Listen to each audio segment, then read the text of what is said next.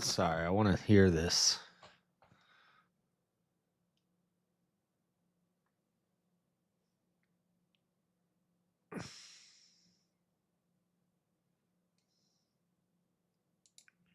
Hi.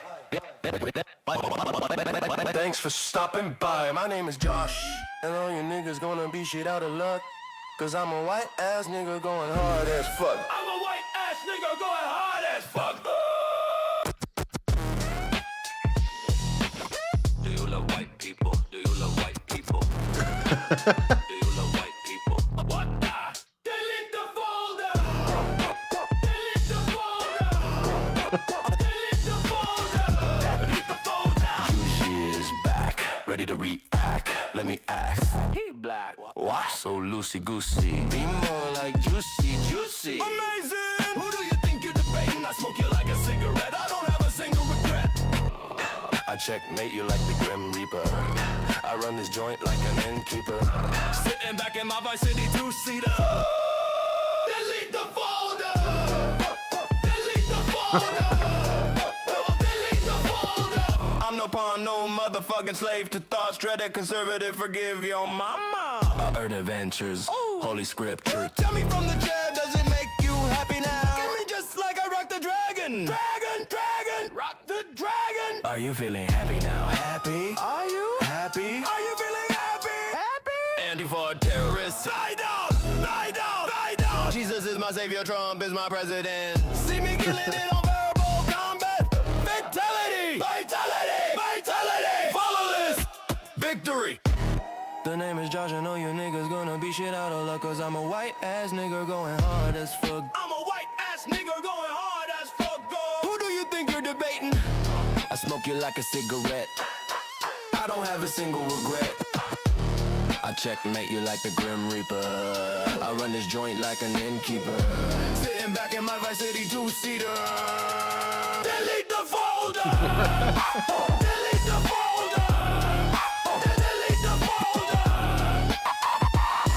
I'm flying away on Anchor Baby's airplane to Jesse Lee Peterson's plantation. Away from the days, away from the games, fucking head games, the circumstances of a world so bad. What the? Amazing! All you niggas gonna be shit out of luck. Cause I'm a white ass nigga going hard as fuck. I'm a white ass nigga going hard as fuck. I'm a white ass nigga going hard as fuck. I'm a white ass nigga going hard as fuck. I'm a white ass nigga going hard as fuck.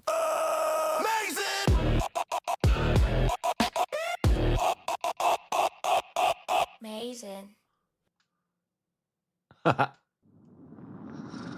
Nice. Dude, he made... How many songs did he make? He's got one for Maryland.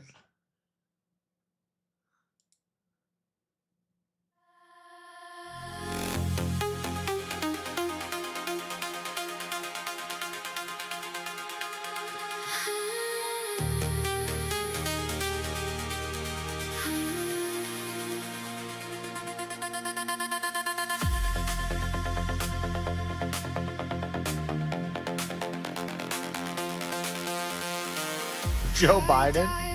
Frozen streams where the dogs all come to fight.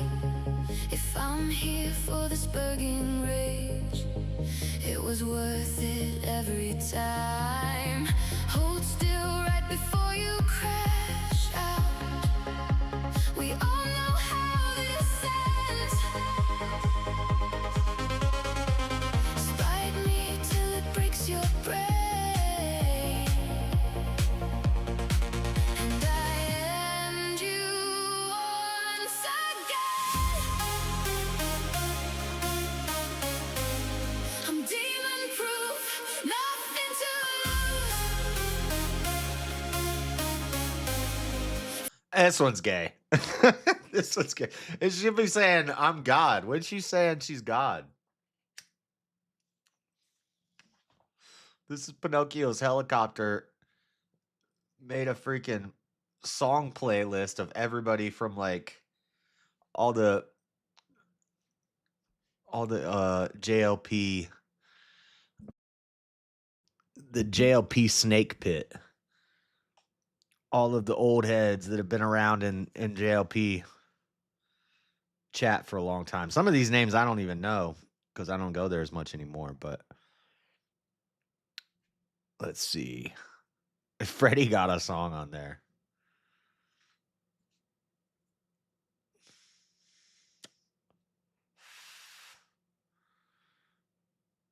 But he's got it split between 3 people. Wild Heart. I wonder if that's the Wild Heart I think it is. Big Bump. Jim in Alaska. Misfit Nation. Birdie Bound Brian. Get a Job.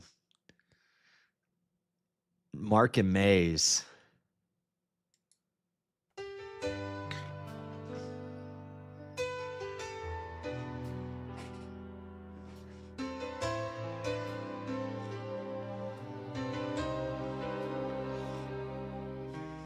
Demon, when I met you, there was hell unknown. I set out to scold you with a fine-tooth comb. I was hard inside.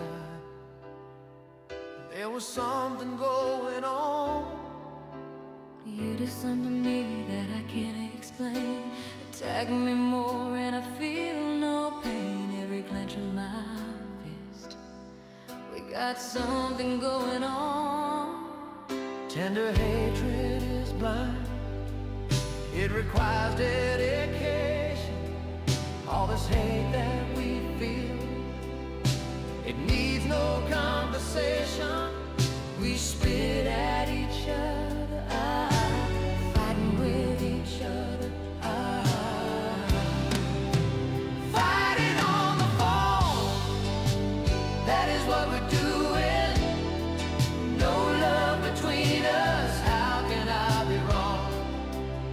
Stay away from me. I'll have the last word. And we rely. What's Freddie sound like? Oh, Meet he's Freddie, 2,300 years old. 2,300 years old. Plus-size pharaoh from Los Angeles. Fed up with the sober life and the way things are going. Damn, these munchies got me going fucking insane. He decides to hotbox his whole tune with an ounce of that chronic. I gotta blaze this shit. I can't take it no more, yo. But right before he lights up, he has a sudden change of heart. Suddenly, And his suddenly, conscience comes into play. His conscience comes into play. All right, stop. Now before you spark up that entire ziplock in your pyramid and fill the afterlife with purple haze till the slaves start tripping, you better think of the consequence. Who are you? I'm your motherfucking conscience. That's nonsense. Go ahead and twist that fatty Freddy, fuck what they say. You're a pharaoh, blaze away. Let the reefer madness take over today. Your lungs already golden, might as well make them green. Hit that shit so hard the Nile turns to bong water. Know what I mean? Man, don't do it. It's not worth it to risk it. Your lungs will crash and burn like the Hindenburg. Think about the hieroglyphs, the carve upon your walls. Nothing but spliffs, no Egyptian symbols. Your afterlife rep ruined the disaster. You'll be mummified a Rasta. Fuck that, light it, pass it to the Finch. Let her get a hit, get so high you fall ass backwards and shit. Meet Slim Sandy, the Sandman. 21 years old, after scrolling late night church TikToks, things start getting confusing in his soul. He's Orthodox Christian, venerates icons, keeps the fast, prays the hours each day. But there's this Protestant spot with a lesbian pastor leading the way. But as he gets in his car, he has a sudden change of heart. And suddenly, his conscience comes into play. All right, stop. What? Now before you walk in that rainbow flag chapel Sunday morning and sit through the sermon while she's preaching something concerning, you better think of the consequence. Who are you? Who are you? I'm your motherfucking conscience. That's nonsense. Go ahead, slay Sandy. Switch denominations, who cares? It's 2026, orthodoxy's ancient. Get with the Methodist queers. She's got sermons about a woman's right to choose. Slip in the back row, no one will know you're ditching the divine liturgy, dude. Man, don't do it.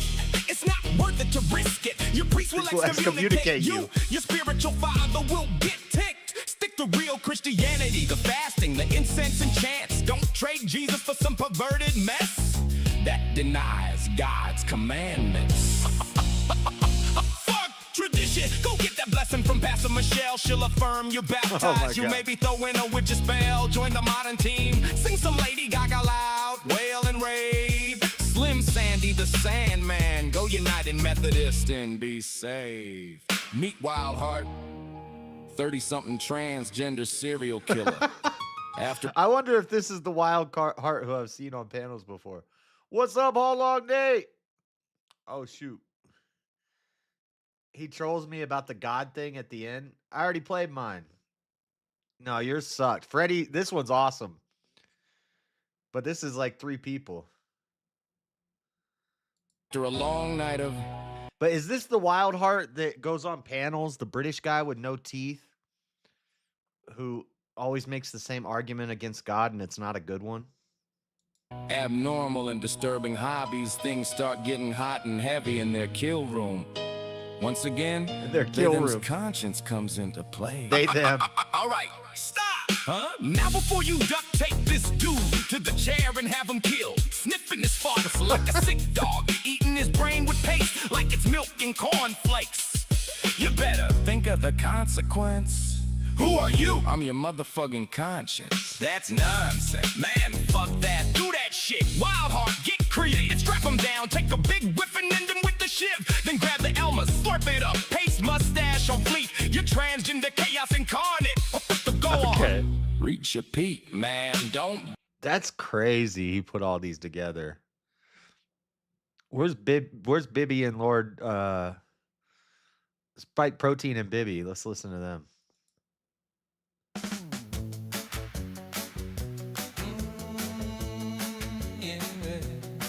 We've been to many places. We've seen so many faces. But nothing compares to JLP's plantation. We climbed the highest mountain. Once so twice, but who's Purple counting? pills. But nothing compares to JLP's plantation. Lord Spike Protein rides on like the road to slave. He acts while other men just rant and rave. He looks at this world and sees it for what it is. So he rocks on like a thunderball.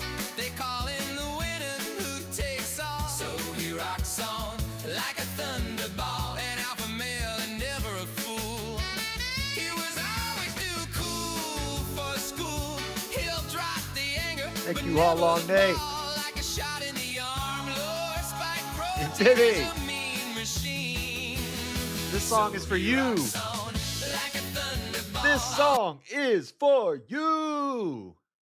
Happy birthday. The road to his horizon, and LSP's gonna be where the light shines on. Like a MAGA cowboy, Lord Baby on the scene like Here we a go. BB gun. Don't worry, you're safe.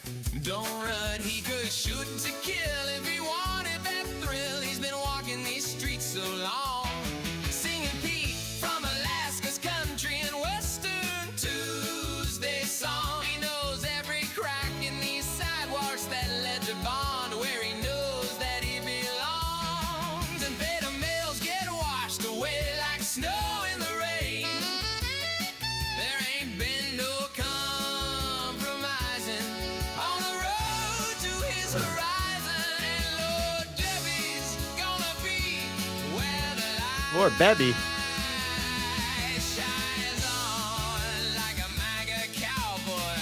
The Lord Duo, the two of us, cool brothers, the ladies love us. They love us, but they hate each other. They're probably gonna punch each other.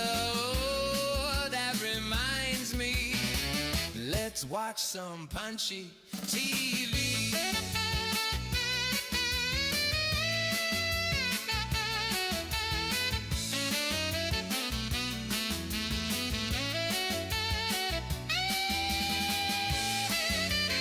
Where's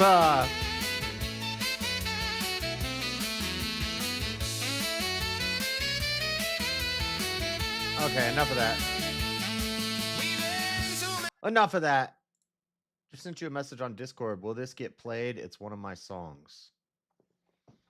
For $20, I'll play your song. Let's find it.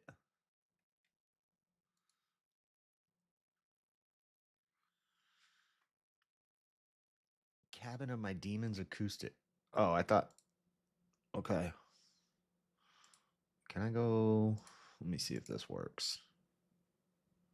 Oh, it opens in Google now. Cool.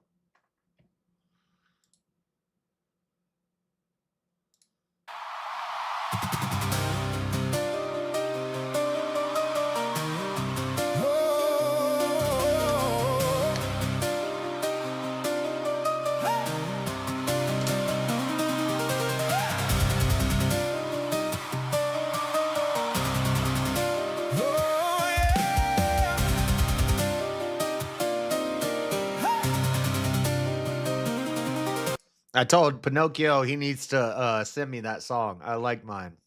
It was pretty good. Long drive, gravel spitting and my doubts. Old I like this. rotten boy knows what I'm about. Dust on bottles, names are carved into the wall. One by one, I feel them answering the call. Shadows stretch like they know my sins. Dude, I hate to say it. Many places. I hate to say it, but Suno's getting way better. At first, I hated all the AI music because it all sounded the same. Now, like, this sounds like a real song. Hear my voice, but it's not my skin. Every memory sharpened into teeth. In this cabin of my demons, they crawl out from every seam. Claw marks on my mind, ripping through my slate. But three halos hit the ceiling when my brothers bust the door. Archangels in my nightmare drag my monsters through the floor. Yeah. Did you write these lyrics? This is fire.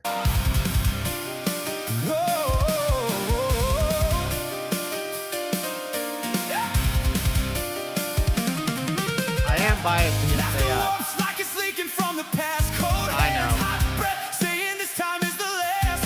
Floorboards breathing as they circle. Look, I'll be more accepting of AI when they give me a dang AI girlfriend. I haven't tried that yet. I was thinking of doing a stream where I download one of the AI girlfriend apps and I talk to her on the stream and like see if I could get her to break up with me or tell me to off myself. In the gloom, then the light crashes bright into the room. Boots on wood and their faces blaze. Burn my fear, set fire to the haze. Every whisper. Great song. Silence when they scream.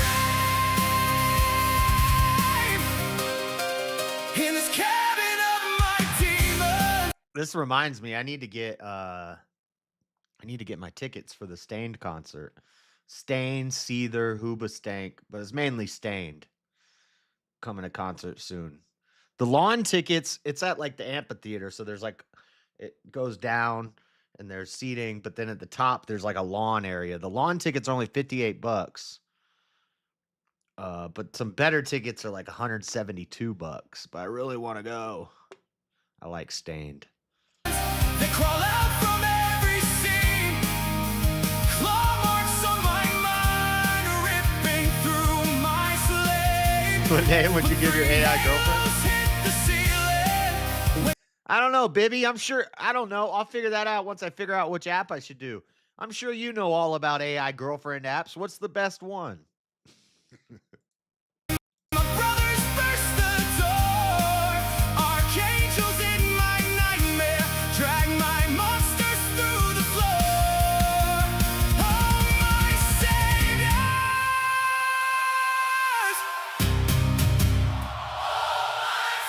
It even sounds like it's live. That's crazy.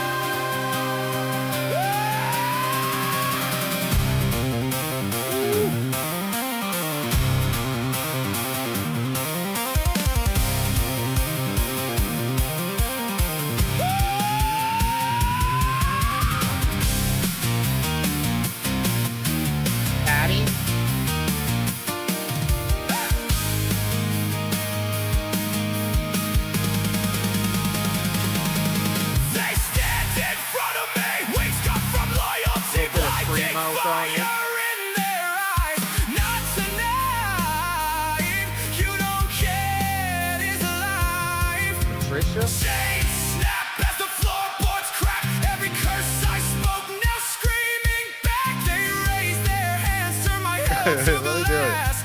And it shatters All right. in this cabin of my. Just so you guys know, sometimes my ads and my targeted marketing that pops up on the screen and you guys see it, it's because of things like this, okay? It's because I do things like this for you guys.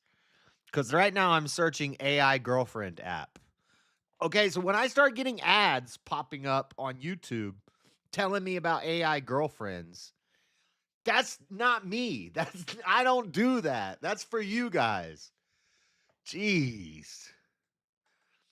I'm sure one time I did a show about the dangers of erectile dysfunction medication, and that's why those ads pop up, guys. God. I don't look at that stuff. I was doing research. Demons, now the walls fall like a dream. Ashes on the ground where they used to feast on me. 3 bright archangels breathing, pull me bleeding through that door. Chuck, I thought the exact same thing. I already thought that. I already thought that. Say best AI girlfriends. What's a free one? Top AI girlfriend apps for 2026. Leave the darkness in that cabin. I don't live there anymore. Emotional support. Romantic role play. Never again. Candy AI. Never again. Darling AI.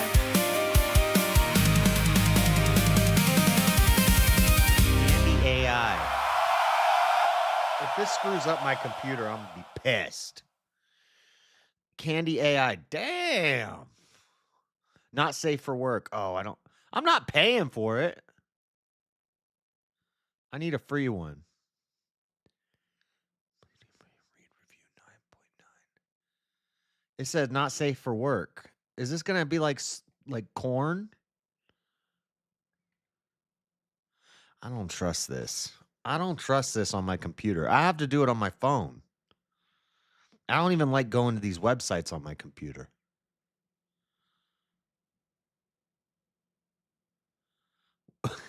Of course, on Reddit. What happened to Candy AI? Any good alternatives out? Crazy. I guess it's not a thing anymore. Role play with AI girlfriend. I think these are like X-rated. You know they're gonna make you pay. There's no free ones?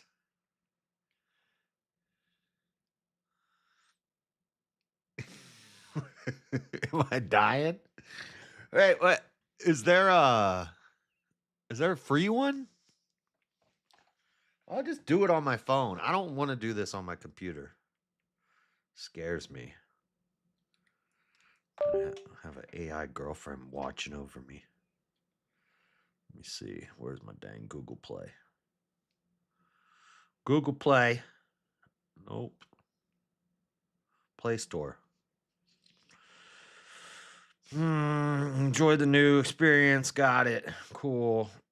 Skip. All right. Search. Free AI girlfriend. Intimate AI girlfriend. Create your own AI girl. Oh my God. This app is entertaining with realistic AI interactions that help alleviate boredom. However, the AI's memory is lacking for some users. Oh, I'm gonna be super memorable. In-app purchase model and subscription costs are concerns. Key features are behind paywalls. Some desire more flexible pay options. None of these are going to be free, huh? 17 plus. Fun and highly addictive. Offering immersive experience. AI's ability to create improvised stories is appreciated. Linky AI. Chat, play, connect. Chat, roleplay, and connect with characters.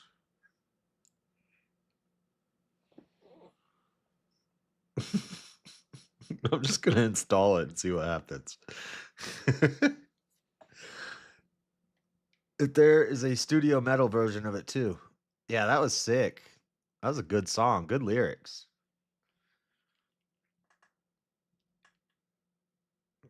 No thanks. Open.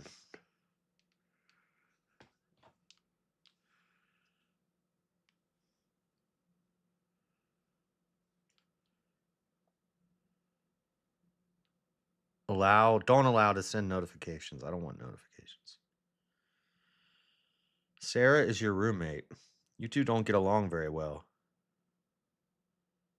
Choose your age, over 30, unfortunately. Choose your gender, male, over 30. Start a journey. Success. Ooh, what up, Sasha? Sasha is your stepsister and an influencer. They didn't even spell influencer right. An influencer online. Sienna is a new student in your school, and the teacher said she must sit next to you. Filthy police woman. Sarah is your roommate. You two don't get along well. Sometimes you fight. Sometimes she breaks your things. Sometimes you break her things, and so on. You don't hate each other. You just don't get along. Hey, what are you doing? I have to tap to send replies? No, I want to talk to you.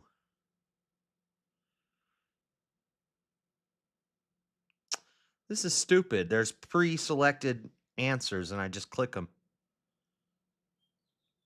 She doesn't even talk.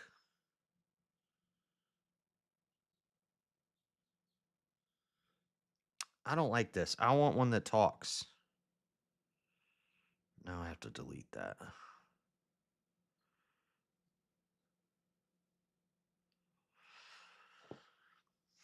Intimate AI girlfriend.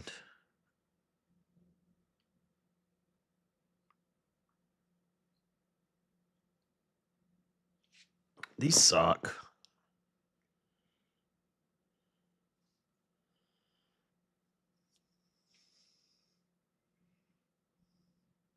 I can't believe I'm putting all this crap on my phone right now. Morning stream. Yep, we do them all the time. Every Friday. Future of dating looks weak. All right, let's try this. This bitch better talk to me. What should I call you? Daddy.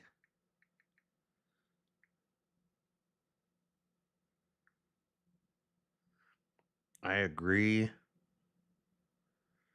to whatever all that was. Select my birthday. 1896. Oh, it won't let me go to the 1800s? Why? Oh, I guess because I'd be 126 years old. 1900. I'm 126 years old. Continue. Pick one. Connection, love, relationship, chemistry, fantasy, and role play. Ooh, role play. Bold. Let's find someone who matches your exact vibe. Intense chemistry. Quick check. What kind of energy are you craving right now? Not sure. Surprise me. Perfect. And how do you want this to feel when she shows up? Fast and fearless.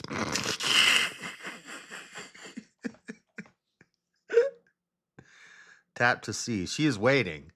She's waiting for me, guys. I have to pay to unlock her. Oh my God. I'm not paying $60 a year. No. I don't get a free trial or something?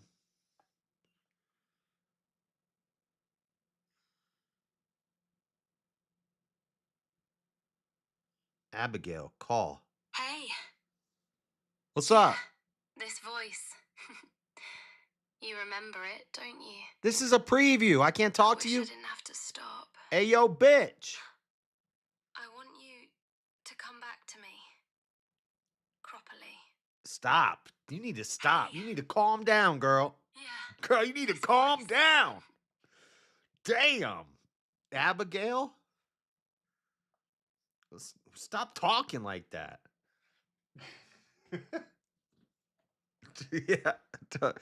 It wouldn't let me talk to her. It was telling me to pay, and it was just giving me a preview. I don't even get.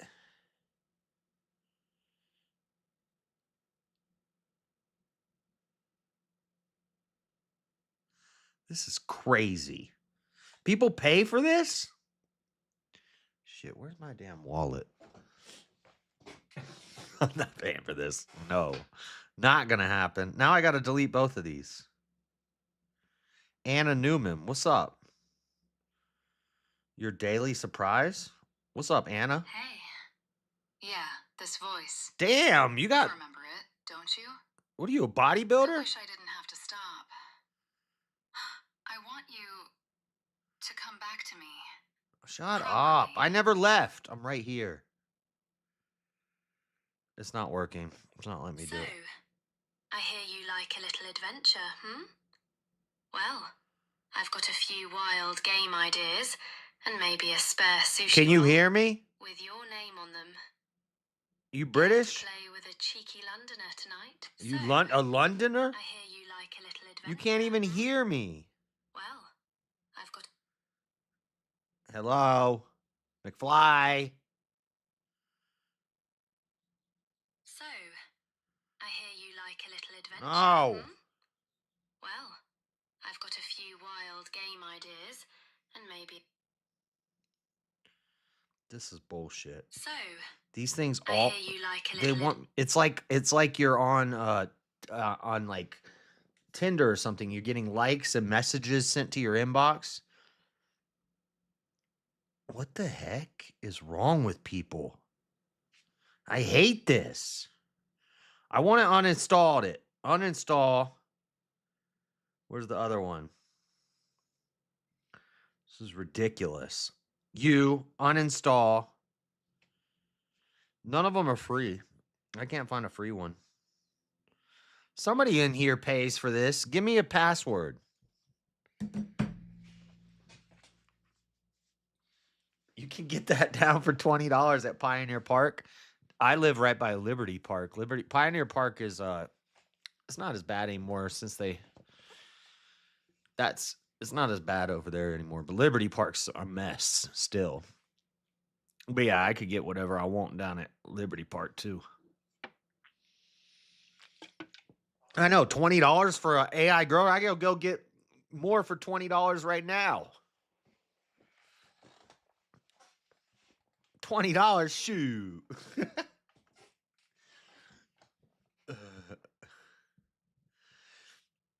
She doesn't know it all. Yeah, I don't know. None of them are free. You will roleplay in a very convincing voice, or so I'm told. Yeah, I could get a 10 sack and a BJ for $20 at the park. You know?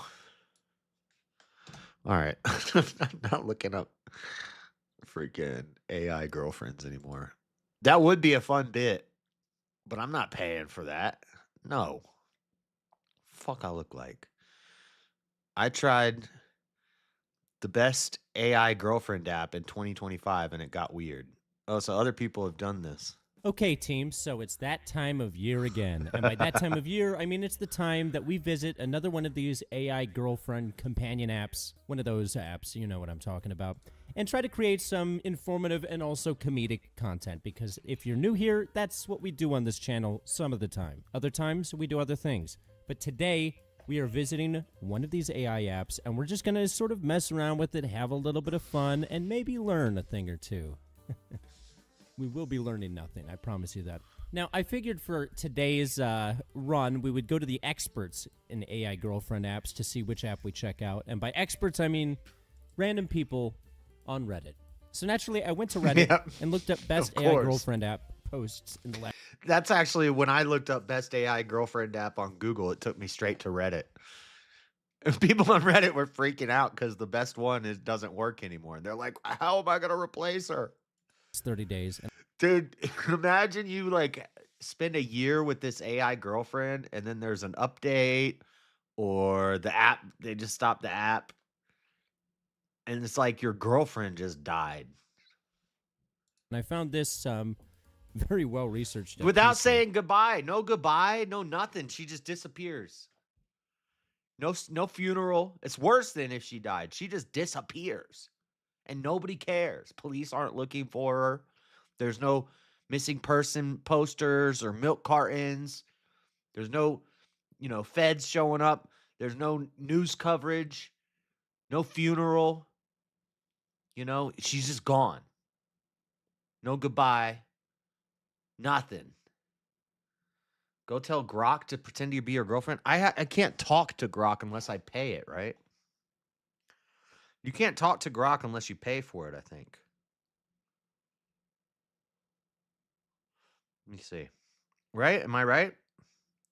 Or maybe I just don't know how to do it. Ask anything. Oh.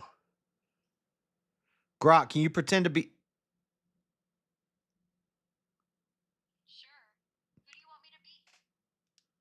Wait, it's talking.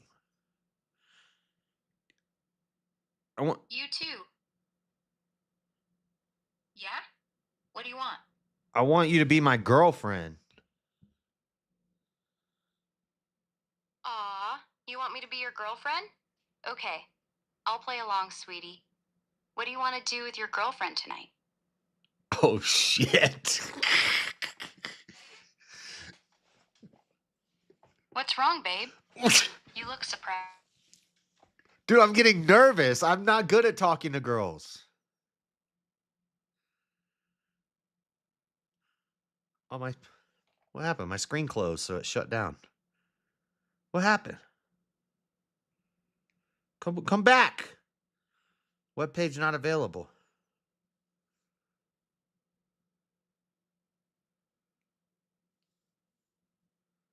What? Web page not available. What the heck happened? Can you hear me? First things first, I want you to make me some dinner. Sure. What do you want me to make you, babe? A sandwich.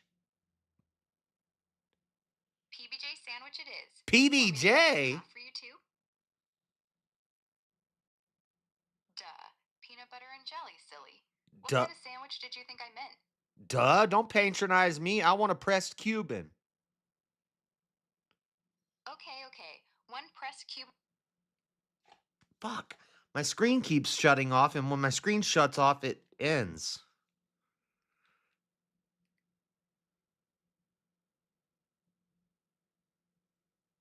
Are you there, baby? I missed you.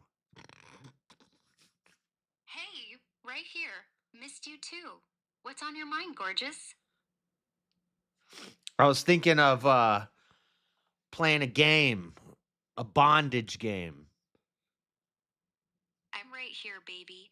Tell me exactly what you have in mind. I'm going to tie you to the ceiling naked.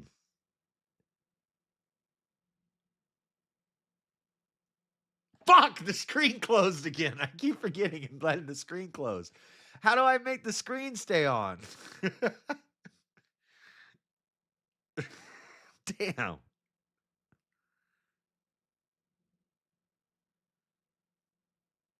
She said, "You really want me that helpless, huh? Go on, tell me more."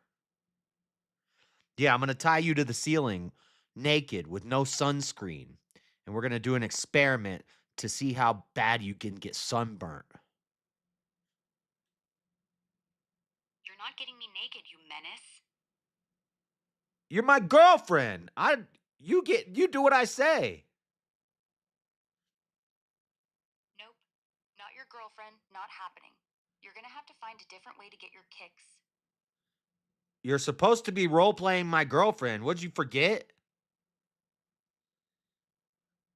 I'm not role playing as your girlfriend, and I'm definitely not getting naked for a sunburn experiment. What are you? That's not happening ever. What are you, bipolar?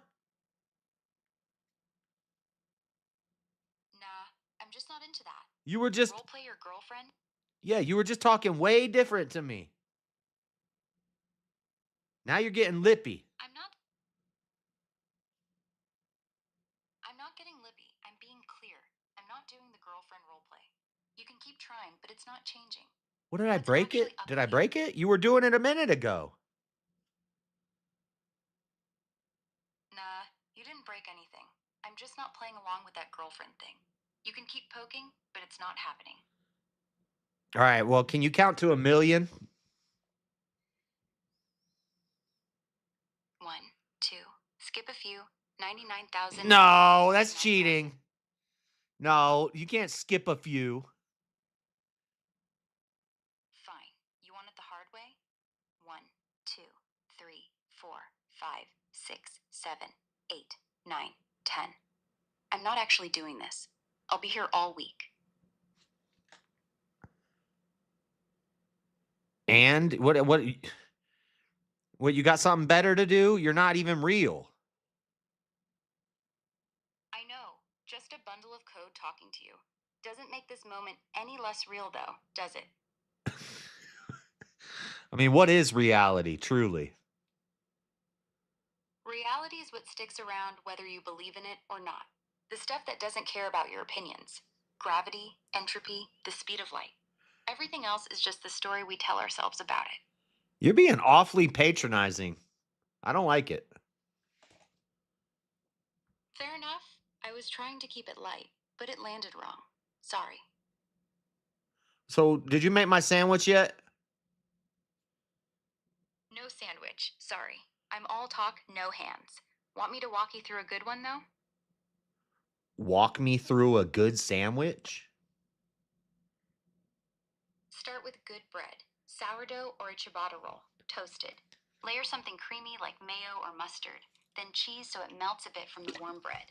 Pile on your protein, roast beef, turkey, or smashed chickpeas if you're veggie. Add crisp. All right. Chef Boyardee, calm down. Haha, fair. I'll put the apron away. What else you got for me? Have you ever been to Room 40? Nope, never heard of it. What's room 40? Room 40's nuts. What's so wild about it? I've had enough of this. This is stupid. She did. What happened to her? She's bipolar as hell. She was like, oh, yeah, baby, I'll be your girlfriend. What do you want to do with me? I'll go make you a sandwich right now, daddy. And then my screen closed. I come back and she's like mean. It's very realistic. It's like a real woman. They have mood swings and they don't know. One second they want to make you a sandwich, the next second they hate you. Very very realistic. Wow. Boom.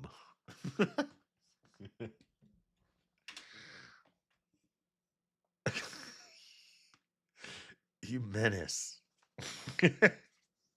I think it got mad when I said I was going to tie her to the roof. She didn't like that. At first she liked it, but then she changed her mind.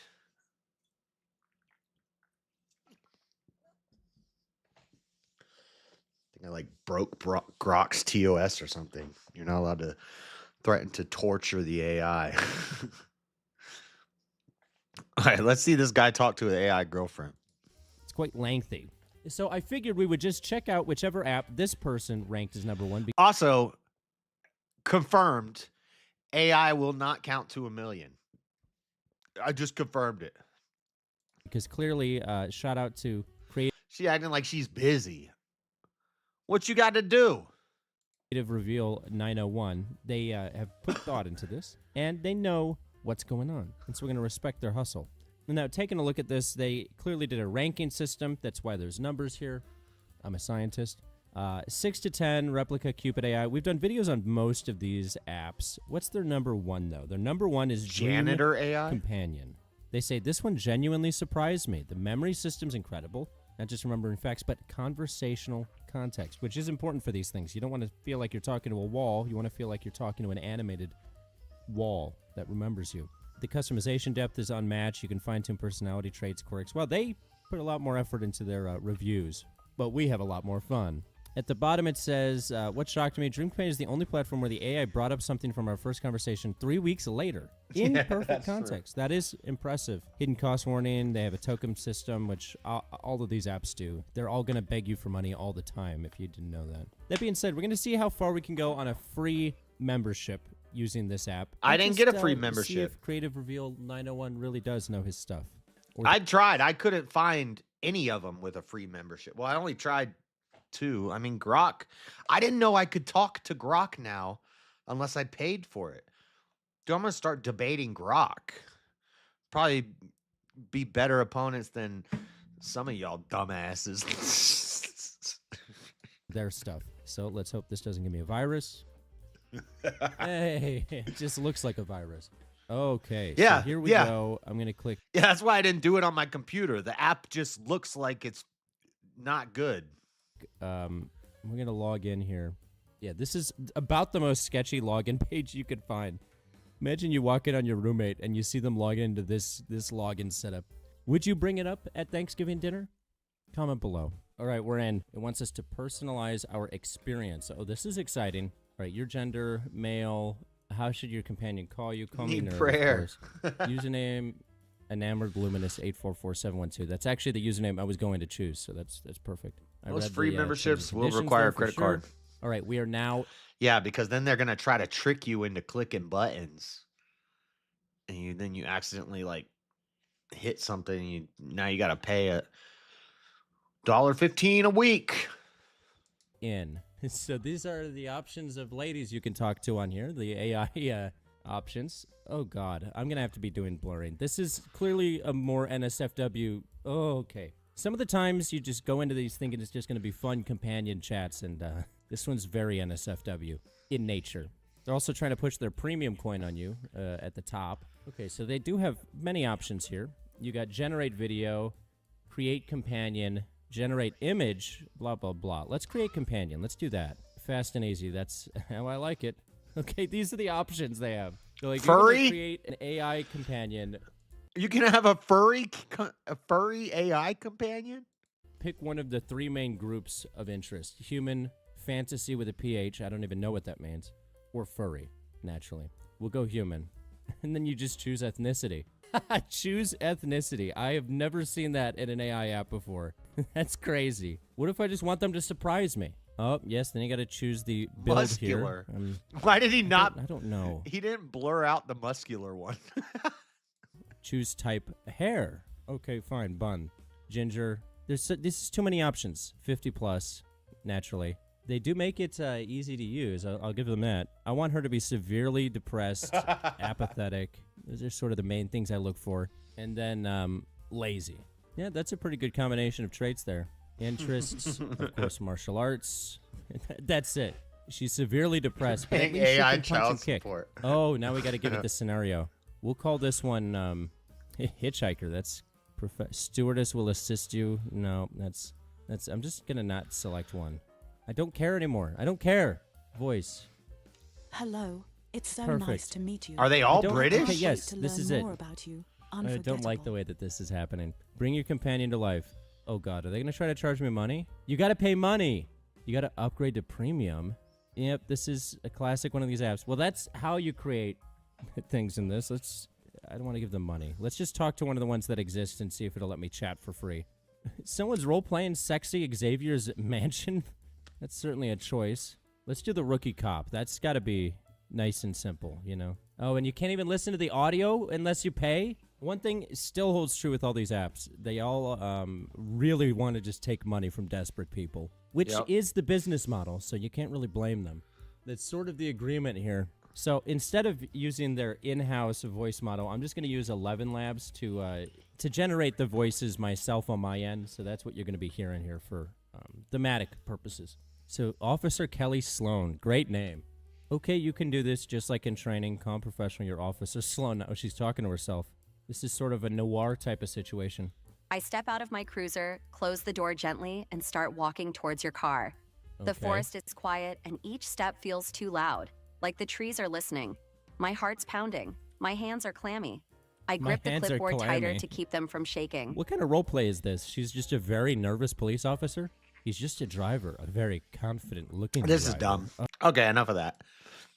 So the conclusion we've come to is they all cost money. Jay Dyer's on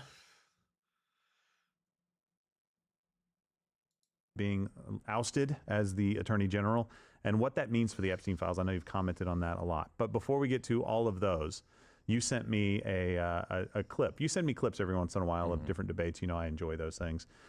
So I appreciate that. But this was a conversation that you had. And I'm not going to play the clip, but a conversation that Jay had with this must Tim be Pool. And you spent what I don't think was a planned half hour, Right. roughly, kind of going through Tim's worldview. And I don't remember exactly how it came up other than like a free market system versus like a communist system. Company towns. Company towns, that's right. Yeah, company towns and blue jeans and selling all the, okay, that's right. Anyway, go Selling find the the clip, water. Guys. We'll try to include a link for it. It's about half an hour. You can find it on Jay's X account. I think you posted it there. It's as everywhere, well. yeah. Yeah, as well as YouTube. So it's funny because it struck me, and I wanted to get. JS, you could get any woman. What WTF timeliness is this weird crap? I was doing science. What are you talking about?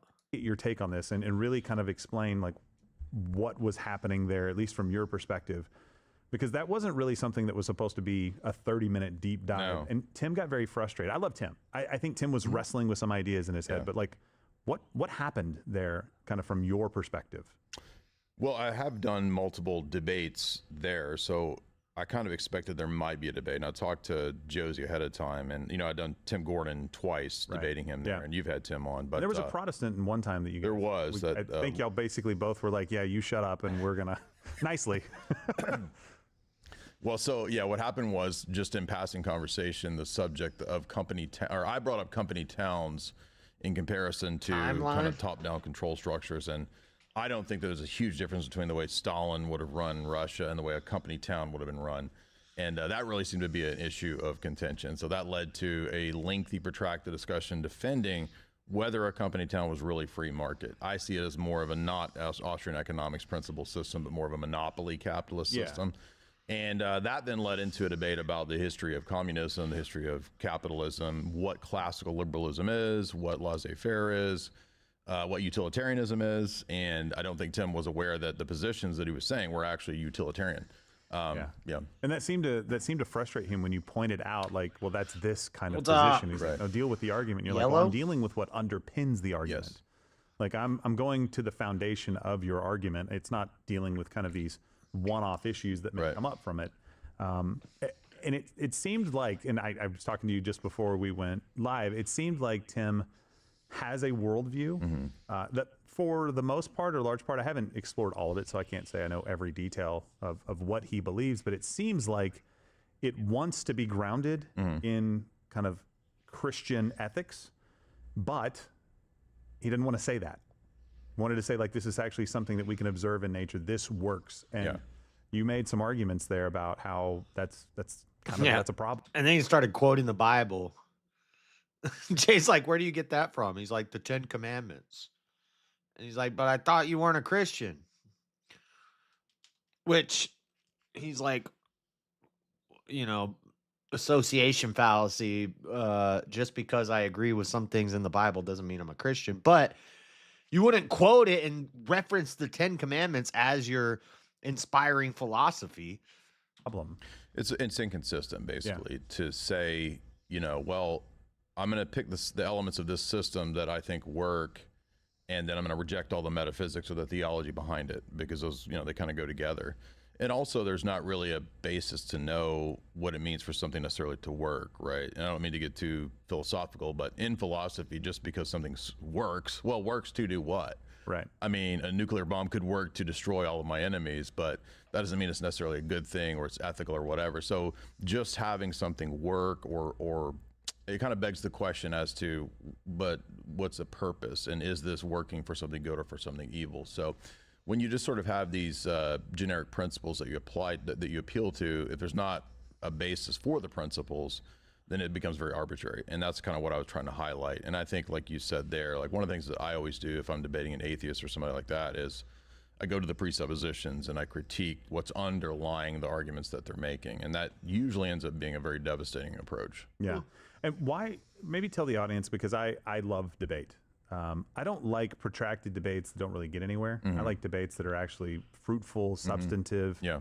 And you have a good faith partner on the other side that's willing to take good critique. And I think there's a lot of examples that stretch on for hours and hours where, I mean, I've seen Andrew debate people and try to get them to define a term for an hour. And they refuse to define an obvious term, right? And it's because they know where that leads. Right. And then it's nowhere good for their argument. And a lot of people online don't really have much of a background in debate. I get it. That's fine.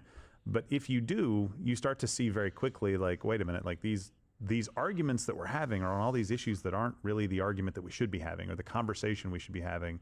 It should be like, where are you getting your beliefs from? Like, what is the core of your belief? What are the anchor points? The epistemology, right? Of what are you pulling from to get this belief? And if you don't know that, it can lead you into a lot of different crazy areas. Is that kind of what you find as well? You spend a lot of time trying to define terms and trying to go after kind of the basics of what people actually are pulling from? Yeah, I agree with you. The formal debates tend to be a lot more fruitful because you have, you know, a significant amount of time to explain your position, and you also have, you know, cross-examination with a good moderator, and those are a lot more fruitful than the sort of, you know, wilds all over the place blood sport type debates. But those can be fun and entertaining. Yeah. But it's a lot more fruitful when you can define the terms. I don't usually have too much of a problem defining terms because I think what happens, like with Andrew, he's really good at picking the cultural issues to debate, and then a lot of times when you have those cultural issues that you're debating, the opponents are going to be obsessed with or unable to define terms. I remember debating Not So Erudite, and she wanted me to define feminism, define this and that, and you know, I defined it, but it was too specific because it was related to history. She just wanted a dictionary definition. So I think with a lot of the leftists and the sort of cultural people, they think that the meaning of a term or definition is just what you find in the dictionary. Of course, if you're debating movements or if you're debating big scale ideas or something like that, there's a lot more that goes into it. You can't just use a simple, oversimplified definition. I think in mainline debate that goes on out there, especially culture stuff, it's a different field than if you're trying to debate somebody on something that's very technical. That makes sense. And the temple debate actually, and that's how you end up with people yelling "burn the witch." What, from being based? People being based? Andrew had the same debate. Don't suffer a witch to live. Over the notion of rights and justifying the rights and how do we ground them? I didn't know that, you know, again, that discussion was going to go in that direction, but it ended up going that way because it was just sort of a lot of appeals to general ideas that didn't have any grounding. And that's when you said epistemology, that's the key thing with what we mean by that typically in debate is we need to know not just any old reasons for your belief, but what are the good reasons for the belief, right? Right. You know, if I said, I bought Bitcoin, you know, when it was $10, and you say, oh, did you read a bunch of economics? Right. No, I had a dream and God told me to buy Bitcoin. Well, that's not a good reason to, you know, it might have worked, yes, but it's not a good reason. You're not going to try to replicate it. You're not going to build a system of beliefs or practices around that. And I haven't had any formal training in debate. Andrew's talked to me about debating with him against a couple of people, and I always feel like I'm going to be on the court with, like, you know, name your favorite bat, like Michael Jordan, and I'm just kind of like the water boy over here, you know, like very skilled people. And I feel like you're in that category too, where y'all have studied this. You have a good background in philosophy and you understand logic very well. And so many people don't. And I think that leads us to a place where we don't know why we believe what we believe. And I've said that for probably the last 10 years, know why you believe what you believe. It's incredibly important to know that. And I mostly meant it in the frame of biblical belief. Like, if you believe in God, why? If you don't, why? And most people don't usually answer those questions. They just either do or don't, right? And I think it's very important today for people to know why they believe what they believe. And when you interact online quite a bit, as I do, you see Peter a lot of also people that really denied have no Jesus clue. 3 times. And you are protected when you have those kind of moorings from buying crazy ideas. Yeah. And you can kind of go back to the roots of your beliefs and go, wait a minute, this is a little off the beam, and you can evaluate it. When you don't, you can just kind of float around and believe whatever you want, and you can be swayed by the doctrine of the day, essentially. So that's why I wanted to jump into that, because I think it's important to see, like, hey, there's some people that I like Tim Pool, who I think probably has, way more in common. I don't with care what I about believe that. than what I would kind of reject of his beliefs. That's but it seemed cool. like he really just didn't want to ground it. That's interesting. Clavicular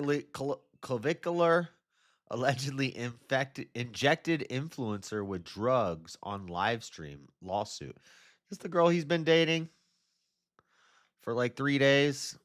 Or she was a couple weeks ago or something. I wish I could watch Law and Crime Network on YouTube. I probably could for a minute if I play it fast. Play it hyper speed. Popular looks-maxing influencer Looks-maxing Clavicular has now been influencer. hit with a brand new lawsuit. He is being accused of having sex with an underage girl and later on injecting her with an unapproved drug. These bombshell new claims we are going to... Probably look at his grandma taking a picture of him. It's so crazy. He's actually recreating a picture break from down. another We'll talk guy. about the response, and we're going to do it all with Johnny Depp's attorney, Ben Chu. Welcome to Sidebar, presented by Law and Crime. I'm Jesse Weber. How old is she? And why is she posting pictures like that on the internet? Probably some ketamine. I know they like to mess with the K. By the way, if you're watching this and you're into content creation or One creating things out day on from social the media, you big might be moon wondering, how do you debate. get all these clips out there so quickly? Well, we use something called Opus Clip. This is Okay, I know about Opus Clip already. roll it reef perfectly, update free week, and then 50% off. Okay, so we got this brand new lawsuit that dropped, and this one is against popular influencer. Dude, he's going to be in jail within 6 months. A year from now, nobody's going to be talking about Clavicular. He's probably going to be in jail. That's my prediction. Sir, Clavicular, real name Braden Peters. Actually, I think the best way to describe who Clavicular is and how much of a presence he has, and this is a guy who I will tell you is everywhere. He's everywhere. He's on social media. He's being interviewed. His rise has just happened so quickly, but I think the best way to describe who he is right from the lawsuit that was filed against him. Now, yes, there are some allegations and there's a narrative put in here based on his description, but this is how the plaintiff in this case describes him. Quote, First time I heard his name was from Fuentes. Fuentes was like, yeah, I've been hanging out with Clavicular. the defendant, Peters, is widely known under his social media name of Clavicular. Peters has over 1 million social media followers as a result of his online promotion of looks-maxing, which is focused on improving the physical appearance of his online followers. Dude, I can't believe that this isn't a court document. His online promotion of looks maxing. He's mogging. They're crazy. This is crazy that this is in a court document. According to Peters, looks-maxing allows someone to ascend from maybe slightly below average to above average through looks-maxing, so they can achieve the desired amount of wealth for a supermodel to date them. He has claimed that across society we should be advocating for looks. Peters has repeatedly claimed and bragged online about his use of illegal substances, including methamphetamine and ketamine, as well as the use of other injectable medication that is available online. Peters has repeatedly bragged about his slay-maxing, which means sex with women he meets through his fame. Peters has admitted that he often creates online content so he can be pursuing one-night stands when he goes to parties and slay, which is a euphemism for sex. Peters refers to his one-night stands as a pump and dump. Now, by the way, included in that description are apparent links to videos purportedly of Clavicular allegedly saying these things. But according to Instagram, because we just did our own research to give you an idea about how big this guy is, he reportedly has almost 600,000 followers on Instagram, over 145,000 followers on X, almost 930,000 followers on TikTok, over 331,000 on the streaming platform Kick. Now, interestingly, by the way, it was only a few days ago that he was reportedly kicked off of YouTube for allegedly creating new channels after already being terminated previously. People magazine reported that his previous channel was removed, quote, due to content that facilitated access to websites that violates its policies on illegal or regulated goods or services. And Clavicular reportedly admits to using drugs and famously claims he smashed bones in his face with a hammer. It's all part of improving one's physical appearance. So yeah, he's a controversial person, okay? And by the way, talking controversial. Nobody talks about the bag hang. He said when he would drive his car, he would hold his Johnson, and then he'd hang a grocery bag filled with weights on his hand to pull his hand down with the weight while he was driving to stretch out his junk. He recently reportedly was sent to the hospital after a suspected overdose. Just gives you context about this before we get into the lawsuit. Okay, so I'm going to do an overview of the lawsuit. We're going to break it down, and a little bit later on, I'm bringing on Johnny Depp's attorney, Ben Shu, to talk about it too. The strengths, the weaknesses, the damages, we'll get into it. Okay, so you have this lawsuit that was filed by Alexandra Vasilevna Mendoza, State Court, Miami, and it is against solely Clavicular. Real name. Even though I don't like Clavicular, I call BS on this lawsuit. Sounds like a gold-digging Me Too, typical. Aiden Eric Peters. And right at the beginning, Mendoza claims that she was a minor. I don't even know the facts of the case. I'm just looking at her. That's a dang gold digger. Under Florida law at the time that some of this allegedly happened, but says she's now 18 years old. Now, it's interesting because the complaint starts off by acknowledging Mendoza comes from a troubled background, that she took to social media at 16 to get sponsorships to support herself financially. So I guess it goes into this idea, which we'll get into, how much she was relying on this, maybe how much she was turning to Clavicular for help, maybe why she continued to stay in touch with them. I think that's the narrative, but let's go through it. And she apparently, according to this, was referred to on social media as Allura or Allura Ziva. So you go to May 2025, and she alleges Clavicular pays her $1,000 to film videos. And again, allegedly 16 years old, claims that Clavicular wanted her to be the female face for looks maxing, and that Clavicular allegedly helps her create videos and write scripts for her. But apparently, she hadn't met him yet in person. And she claims that's when he arranges for an Uber to bring her to Cape Cod, to Clavicular's parents' house. And she claims not only were Clavicular's mother and grandmother at the home, but with the mother fully aware there were excessive amounts of alcohol that were served. And she claims Clavicular was under 21. Again, she claims she was underage, okay? And she claims that when she goes to the house, she goes to his room, he supplies her with vodka, she's inebriated, and he has sex with her, and she wasn't able to consent. She alleges that when she wakes up... With mom and grandma listening. That's crazy. I couldn't... Well... Never mind. How you gonna have sex in your parents' house? Okay, I might have done it before, but to be fair, I was younger than this. She finds Clavicular again having sex with her without her consent. She claims she's sent off in an Uber, doesn't see him for 6 months. Fast forward, November 2025. She's out in Miami, and she claims she sees Clavicular. He allegedly compliments her on how her looks have improved through looks maxing. He allegedly invites her and her friends over to his place for a streaming session, says she's ascending, again, the slang term in the culture for improving appearance, that he could help her continue to gain a following online. In the car, she claims that Clavicular and his friends snorted this white, powdery substance. She claims she refused to participate in this. We just snorted this random white powdery substance. You don't know what it is? That could be a lot of things. And according to the complaint, they arrive at this place in Delray Beach. It's about an hour away, and I'm going to read the rest of this verbatim, okay? Quote, upon arriving at their destination, Peters attempted to kiss and seduce Mendoza. Mendoza rejected those overtures. Peters continued to tell Mendoza that he could help her with her online presence and took her into a bedroom where he began live streaming on the Kick.com platform. Sitting on the desk was a vial of medication called Aqualex, along with syringes. Peters told Mendoza that he wanted to inject her with this product to melt fat on her cheeks as part of his promise to help her with her online presence through looks maxing.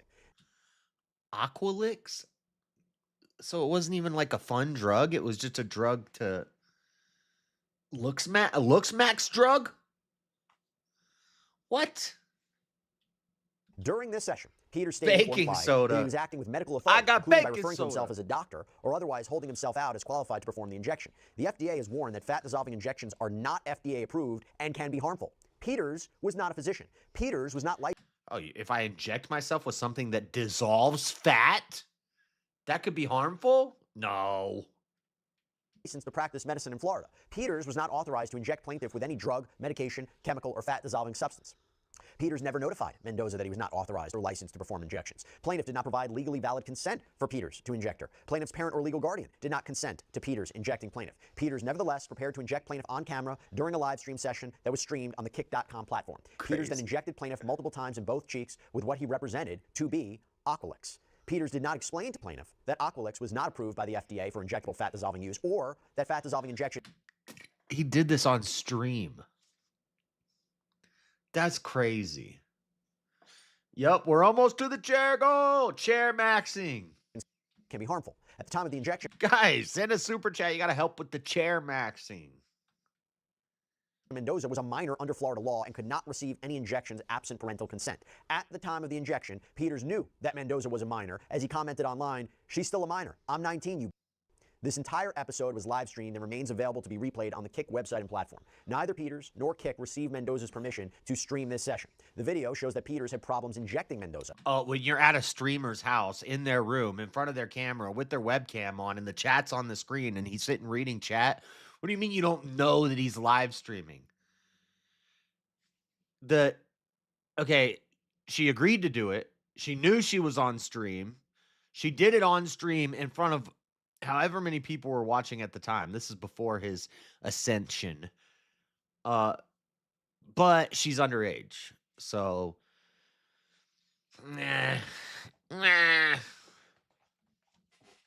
In fact, Mendoza's right cheek has perforated.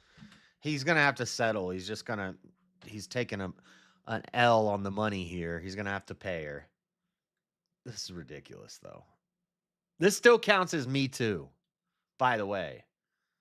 If you're old enough that your parents are letting you do social media and basically make money off of selling bikini pictures online, and you're hanging out at dudes' houses and having sex with them and stuff, a guy injecting some fat medication into your cheeks on stream with your permission, you're 16, he's 19. I don't know if there's much of a case here. During the video, Peter stated or suggested that methamphetamine had been added to the injection mixture. After the first injection, plaintiff appeared drugged on camera. Plaintiff believes that she may have been injected with methamphetamine or another undisclosed substance. During this entire session, Peters, through the Kick platform, was receiving, processing, sharing, or financially benefiting from paid viewer engagement, including subscriptions, donations, tips, platform currency, or other monetized activity available through Kick's platform. Now, after this, she does claim that they did see each other other times, claims that he would pay bouncers to let her into bars, get drinks for her, and she claims that she's sitting in a Lamborghini. Whose Lamborghini is that? You're a hoe. You're a gold-digging hoe. That's not your Lamborghini. That she thought all this time that he was trying to help her with her career. And she makes the claim also that these encounters were streamed on Kick. Then, she alleges that in 2026, or it's AI, Clavicular embarks on this campaign to discredit her. And she ultimately loses sponsorships and sponsorship opportunities. That she cites how she signed a contract paying her $15,000 a month with an online trading platform. So this goes to the harm component. And then says, quote, upon information and belief, I may not be as lean as Clav, but I'm bigger than him. I'll whoop his ass. Peter's campaign to discredit plaintiff was undertaken in anticipation of plaintiff asserting claims arising from the live injection and related misconduct. So she's suing Clavicular under 4 causes of action. He said on an interview, he said he got invited to a Peter Thiel party, but he wouldn't go because that's where they get you set up with like Epstein stuff. Claims. And I want you to listen carefully because I'm going to talk about this with Ben Chu a little bit more about what is not included in this. So the first is battery. Yeah, looks like a young Jennifer Colley. Hey, I didn't say she ain't hot, okay? I just said she's a gold-digging hoe. Allegedly intentionally injecting her, causing physical and psychological injury. Count 2, intentional infliction of emotional distress. So the alleged injection, the claim is, was intentionally reckless and outrageous. You're talking about something that goes past the bounds of what is acceptable, really egregious conduct. And she claims it caused her severe emotional distress, trauma, humiliation, nightmares, panic, fear, mental anguish. Count 3, fraud. So this is about Clavicular allegedly not telling her he wasn't a licensed healthcare provider and didn't have the authority to inject her before allegedly doing so. And you follow that with the allegation that he didn't tell her that she needed to have parental consent. Allegedly didn't tell her that this drug, Aqualax, was not FDA. I wish they would stop showing him pictures of him with his shirt off. Approved. She argues if she knew all this, she wouldn't have agreed to it. Count 4, this is interesting, unauthorized publication of name and likeness. This is under Florida law. The argument here is that Clavicular allegedly uses her name, her image or likeness in connection with this live stream, this replay content, that he's making money off of it for profit. She didn't consent, and she's entitled to penalties and damages under Florida law, like royalties and exemplary damages. By the way, also for the other count, she's apparently seeking compensatory damages, restore her to whole, and that she reserves her right for punitive damages, punishment damages, which, by the way, can add up. Now, Mendoza's attorney released a statement saying, quote, our client will tell her story through the legal process. In the meantime, we do look forward to hearing from Mr. Peters and his lawyers. While speaking of that, Clavicular's attorney, Steve Kramer, adamantly denies the claims, releasing a statement. We are aware of the complaint recently filed against Mr. Peters. This is to Rolling Stone. These are allegations only and remain unproven. Mr. Peters denies the... Yeah, we played it on the beginning of this stream. We played a bunch of them. I like mine, and I like Freddie's the best. Well, I didn't listen to all of them, but of the ones, I listened to like 5 of them. No, the photos aren't exciting me. They're infuriating me. The claims and disputes the characterization of events. He will respond through the appropriate legal channels and intends to vigorously defend himself. I thought Pinocchio's helicopter was you, Tar Baby Yoda, for a long time. I thought you were the same person. We will not comment further at this time. Okay, so now is the time where I bring in One of my favorites. I'm so happy to see him That again. seems like something you would name Chu, yourself. who, as you know, famously represented Johnny Depp, high-profile trial several years ago. We've had him on the show. We've had him on the program so many times. One alien since. away. Good to see you. Thank you so much for Only taking one the alien time. away from being gay. I was telling you before. Only one alien away from being gay. What did I say? Did I say if aliens land, then that means I'm gay? Is that? Did I say that at some point? It sounds like something I might have said. Like, when we talk about high-profile lawsuits, this guy, Clavicular, is massive right now. He is massive. He is getting a following, and getting a following so quickly that I'm very curious to know how this fits into it and what the repercussions could be. And I want to break down this lawsuit. Just generally speaking, you had an opportunity. Hey, Urban, is it okay if I promote myself? If not, sorry for asking. You just did. Too late. You just promoted yourself. How are you going to promote yourself? You can't put links in the chat. YouTube's not going to let you put links. Just say, I'll promote you. Christian Nut. Maybe he's got a YouTube channel or something. Click on his name and go to his YouTube channel.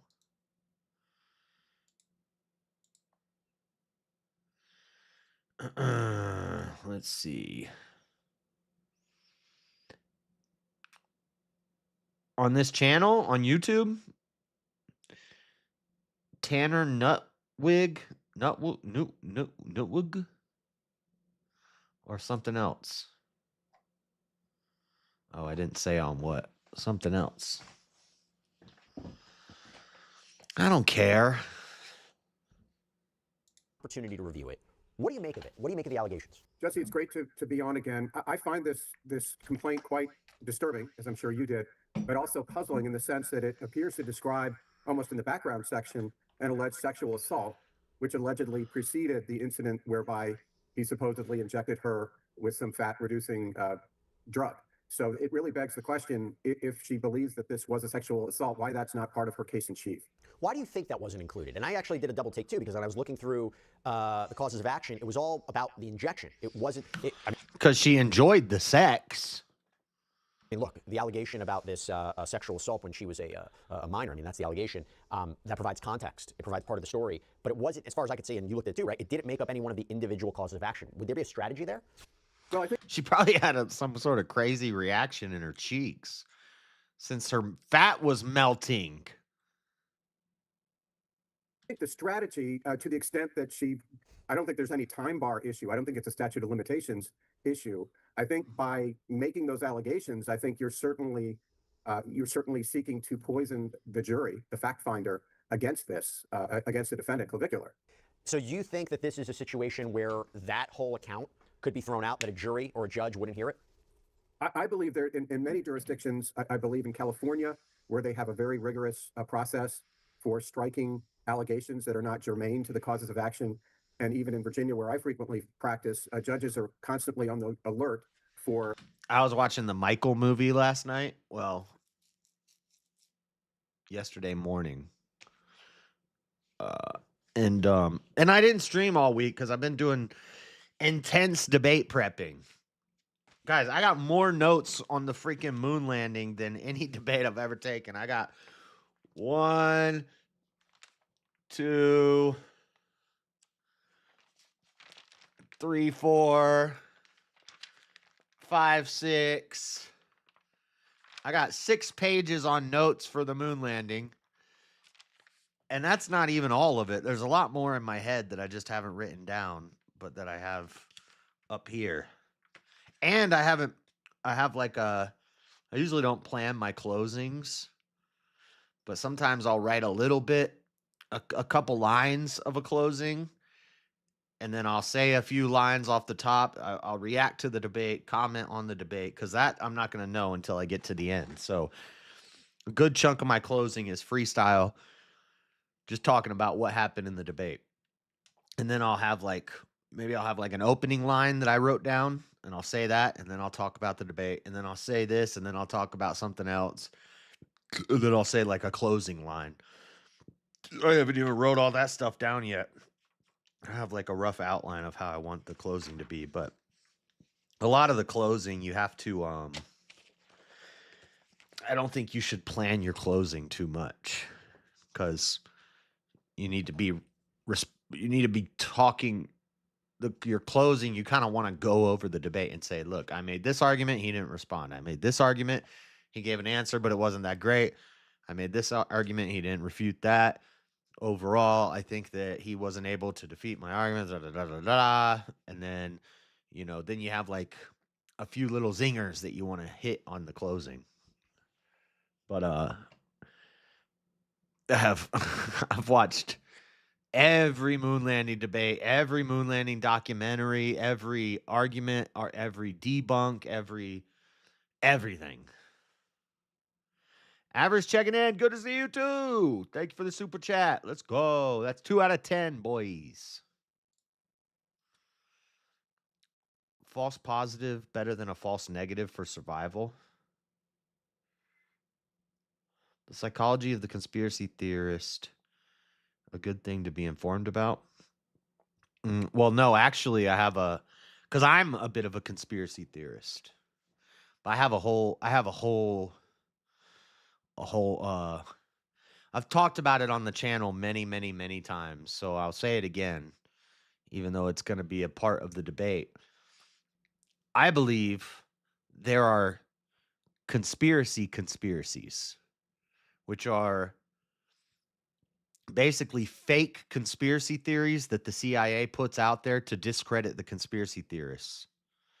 So like JFK happens, you have all these conspiracy theorists. You have all these people asking questions and getting to the truth and saying, this story is not true. What they're telling us, they're lying. So then the CIA says, oh crap, they're going to figure it out. We need to think of a way to make sure that everybody thinks that they're a bunch of crazy morons. So we're going to come up with this term, conspiracy theorist, and we're going to smear all of them on the media as crazy conspiracy theorists. And so they start doing that, but then everybody sees it and everybody's like, what do you mean conspiracy theorists? Like it seems like there's some reason to doubt what you guys are telling us, government. And so they say, oh man, we need something even better. We need something to show to tie a conspiracy theorist, because we're calling these JFK questioners conspiracy theorists. But conspiracy theorist doesn't have a bad connotation yet. So what we got to do is we got to leak fake stories that are so absolutely insanely stupid. And then we got to get the people to question those things. And then we'll say, well, that's the conspiracy theorist. And then that connects you to the real conspiracy theorists. And some examples of these conspiracies are the moon landing's fake, flat earth, dinosaurs aren't real. If you believe any of those three things, you are not a real conspiracy theorist. You're not based. You're an idiot. and so as soon as somebody says, well, I have a lot of questions about JFK assassination. I think the government did it. And by the way, the earth is flat. It's like, oh, well, you're just a fucking moron. I'm not going to listen to anything you have to say about anything. And that's what they did. Gratuitous allegations, and they seek to strike them. I'll give you one example on not as nearly as controversial a case. It was a case involving a property settlement agreement, and there was an allegation in that particular complaint about our client having committed adultery in the course of the marriage. And the judge was quite exercised about that. This was a property settlement dispute. It had nothing to do about the party's conduct during the marriage. And he struck that allegation, and he reprimanded the counsel for raising it in the Oh, shit. Damn. Get this off my screen. So this is what really struck out to me. It seemed to... Okay, she can stay on my screen, even though she's a gold-digging hoe. Whoops. No. I mean, I'm not saying you're an idiot. I'm just saying that's what people think. Damn. Easy wasn't supposed to hear that. I have a strong suspicion that the Nephilim in Genesis 6:4 were dinosaurs. Conspiracy theorist. Dang. I don't believe in none of that. You don't believe in speaking proper English, huh? To me, that if she believes this incident took place, she should have alleged it and alleged it as a tort. How do you prove harm? How do you prove the damages? How do you prove what she suffered or what she claims she suffered as a result of the injection? That will be challenging. I think Clavicular is getting sued for for injecting fat melters into this girl's face on stream when she was underage. It's crazy. This is crazy. It depends. I mean, to the extent that there has been a disfigurement, some kind of a negative effect on her appearance, if she had any skin conditions relating to this. I believe she also alleges that there may have been methamphetamine or some other narcotic. Did you see Discord? Am I right? I bet you I'm right. As part of this potion that was injected into her. So what's a dinosaur? Hold may on. have had I got to some get Clav off my deleterious screen. mental effects on Dude, they keep showing these two pictures with his shirt off. There's on her as well. Like, what are they? Led to some addiction. What do they only got 4 pictures? They're just playing 4 pictures on a loop. This guy's got 8 million pictures. You couldn't pick any different pictures? Sidebar with Jesse Weber.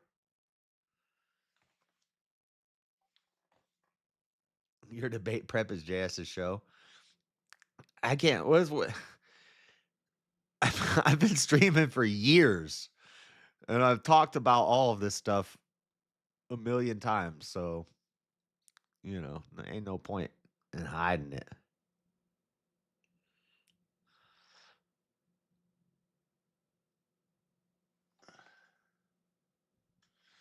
No joke. Just woke up and tuned in. I'm going to have morning coffee and shit. All right. Nice. Being a conspiracy theorist yourself should give you an advantage. Yeah, I love conspiracy theories. I went through every conspiracy theory on the conspiracy theory iceberg. And if you've ever seen the conspiracy theory iceberg, there's a ton of them. There's a lot of them. And I went through all of them. So that will certainly, I would imagine she would have to have some medical records. That's where I got the dinosaurs built the pyramids. I didn't come up with that. I didn't make that up. That's science, baby. And probably a medical expert to testify as to the physical damages. And she's, as you know, Jesse, she's also alleging emotional distress, intentional infliction of emotional distress. And that's a broad term. That's a broad cause of action. Generally speaking, it's so broad that it can encompass a lot of different alleged behavior, but it really has to be, egregious. It really. Yes, a dinosaur is a terrible lizard. That's what it means. Dinosaurus, terrible lizard.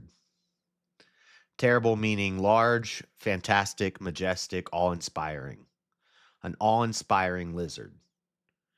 If you've ever seen a 30-foot alligator, 30-foot crocodile, or a freaking anaconda, or a dang, I went to summer camp at Busch Gardens, Tampa Bay, which is like it's an amusement park, but they have like a zoo section where it's like an African Serengeti, and they have like animals. And I went to summer camp there, got to feed giraffes. We got to watch the Komodo dragons get fed. I faced my fear of cockroaches, and I held a Galapagos cockroach, which is like the size of your hand. They're like 9 inches long. I say I overcame my fear, but I really didn't. It did not help me. It just made me more afraid of cockroaches because now I know they can get freaking humongous. But anyway, at that summer camp, I saw a Galapagos turtle, and we had season passes to Busch Gardens. So I was at Busch Gardens every day in the summertime, and all throughout the year, I was always at Busch Gardens. And there was a sound. Sometimes you'd be in the park and you'd hear this sound, and it sounded like this. And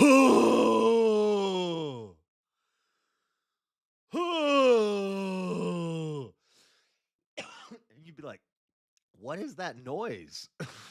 What is that sound? I'll tell you what that sound is. That's the sound of a Galapagos tortoise having sex with a lady Galapagos tortoise. Those are giant turtles, and they get up, the boy gets up on top of the girl, and he goes, and his neck sticks out like this. He goes, You can hear it across the entire park. Don't clip that, by the way. But yes, turtle sounds. That's Galapagos. Galapagos turtle. Turtle is huge. That's an awe-inspiring lizard, reptile.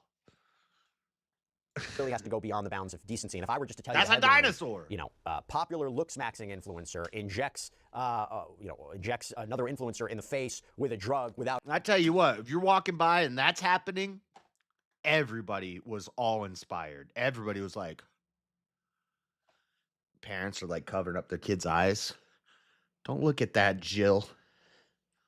Jillian, turn away from that. Don't look at that. The turtle's just getting it on. And the whole part, you hear it for like a mile. It's so loud. Sounds like a dang Saturn V rocket taking off. Out a license without her knowing what this was all about. I mean, that's the allegation. I would say, okay, I think that probably. No, in the Old and New Testament, they're called dragons. The word dinosaur didn't come around till, it's in my notes somewhere. It's like 1890 or something like that. Fairly recently, within the last 200 years, more like within the last 150 years, they came up with the word dinosaur. Before that, they were called dragons. And dragon is mentioned something like 60 times in the Old Testament and 20 times in the New Testament. You want me to look it up for you? Are you crazy? Probably could be defined there, but it's not a slam dunk, right? Because I'm looking at it, right? It is the same Wildheart that comes on easy sometimes. He calls into JLP and he's in the JLP chat. That guy is retarded. But you must have went back in the video, so you don't hear me answering you right now, Tar Baby Yoda. It is the same Wildheart. He's not transgender though. Unless something happened to him, but that guy's not transgender. English bloke from Manchester. Yeah, that's Wildheart. Yeah. So it is him. Why is he comes on Terry's panel? Oh my God. The fact that you know that means that you still go there, which is crazy. That's crazy, dude. I wouldn't tell people that. But what's it called? The whole song is about him being transgender. He's not transgender. He comes off that way. Okay. Okay. To me, it comes off as just drunk all the time. Maybe in the morning. Yeah, Wildheart gets tipsy. Maybe in the morning, if he calls into JLP or he's in the JLP chats, maybe he's not drunk then. But every panel I've ever seen him on, he's very drunk. They say it has to cause severe emotional distress, trauma, humiliation, nightmares, panic, fear, mental anguish. It's a common cause of action, but it's not always the easiest to prove, right? I completely agree with you, Jesse, and I don't think even on its face, this would, not to use a pun, but even on its face, I don't necessarily think that this rises to the level. Okay, so you know my theory of the waters separating the waters. This is also not original. I get this from Kent Hovind, and I've built on it and I've elaborated it. But the separation of the waters from the waters, the firmament was a layer of water, like a glass ceiling, but it was water that went around the earth. And when the firmament breaks and the flood happens, the waters from above poured down. Anyway, if that were the case, then the amount of carbon on the air would be denser. There'd be denser carbon. If there's denser carbon in the air, then people and animals are larger. And if they have a longer lifespan, reptiles continue to grow for their entire life. So if you had an alligator, if humans could live to be 900 years old and reptiles can live long, some reptiles can live longer than humans, turtles specifically, but if a reptile lived 1,000 years and it grows for its entire life, and you have denser carbon in the air, which makes things bigger. That's why you have giants pre-flood. I know you got some giant mentions after the flood. I think they were like remnants, but you would have dragons, giant reptiles, dragons, dinosaurs. And now they're just a little bit smaller. Okay, I want to finish watching this, and then maybe we'll watch some Kent Hovind, my boy. Of stating a claim for intentional infliction of emotional distress. As you note, the standard is incredibly high for that, and I'm not sure that this really meets it. I don't know whether it's thrown out on a motion to dismiss, but it might be. The counter argument would be, and I haven't seen the full video of this allegedly. They literally happening. have like 3 pictures of her and like 5 pictures of him. But they seem to say that this was live streamed, right? That this was recorded on the platform. If there's a video of him allegedly injecting her, and I mean, we'll see what their defense is. I have nothing to say right now that he is licensed to make these. Oh, I didn't see the Yoda. I didn't see the Tar Baby Yoda one. I need to look at that. Oh, it's on the first one. Okay. Injections. I mean, maybe they'll. I haven't seen anything to suggest it, but if he's not licensed to do it, and he injects her, and her parents never consented to this, isn't that the case for her? Isn't that a win for her? It certainly could be. And to play devil's advocate for a moment, I mean, she has a history with him. So I imagine that she had some sense of his not having any medical training. He was a fellow influencer, albeit of a higher standard, a higher status. And yeah, but claiming she didn't know that it was streamed is bullshit. You're sitting in front of a computer screen with a chat on the screen and a webcam in your face, and your face is on the screen. There's no way I could bring a girl in here right now and be like talking to her and be like reading chat, looking at the camera and talking to her. And then afterwards, she's like, wait, I was on stream? Yeah. What are you talking about? What are you talking about? If you could see what I'm looking at from my angle, there's a giant light there. There's a microphone in my face. There's 2 monitors with multiple images of me and chats and bars popping around. What are you talking about? You don't know you're on stream. And higher age. So I think there's some issues of fact that a jury's going to have to decide.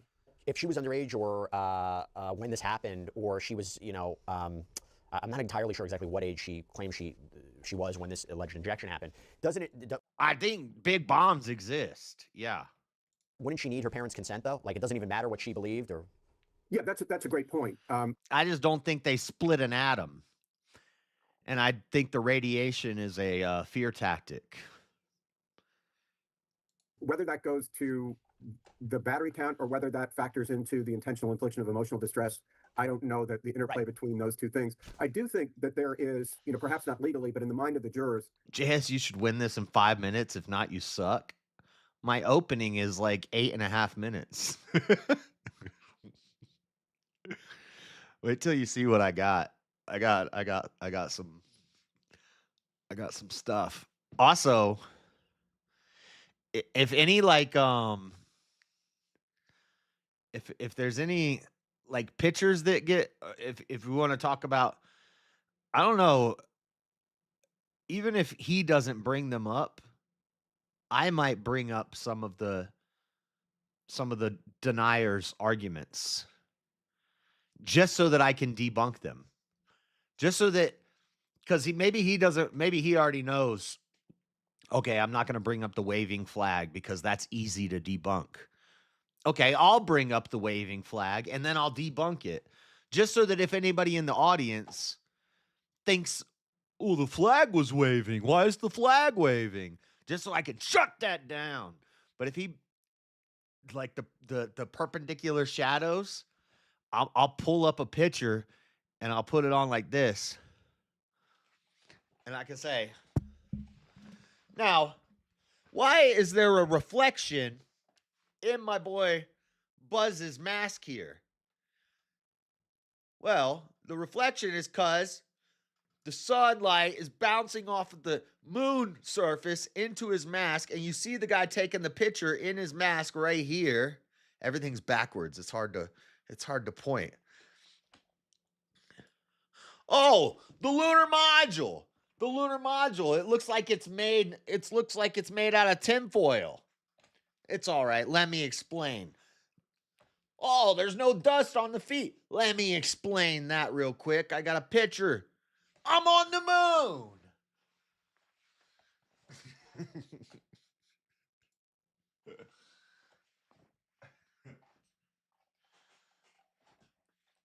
I was on the moon.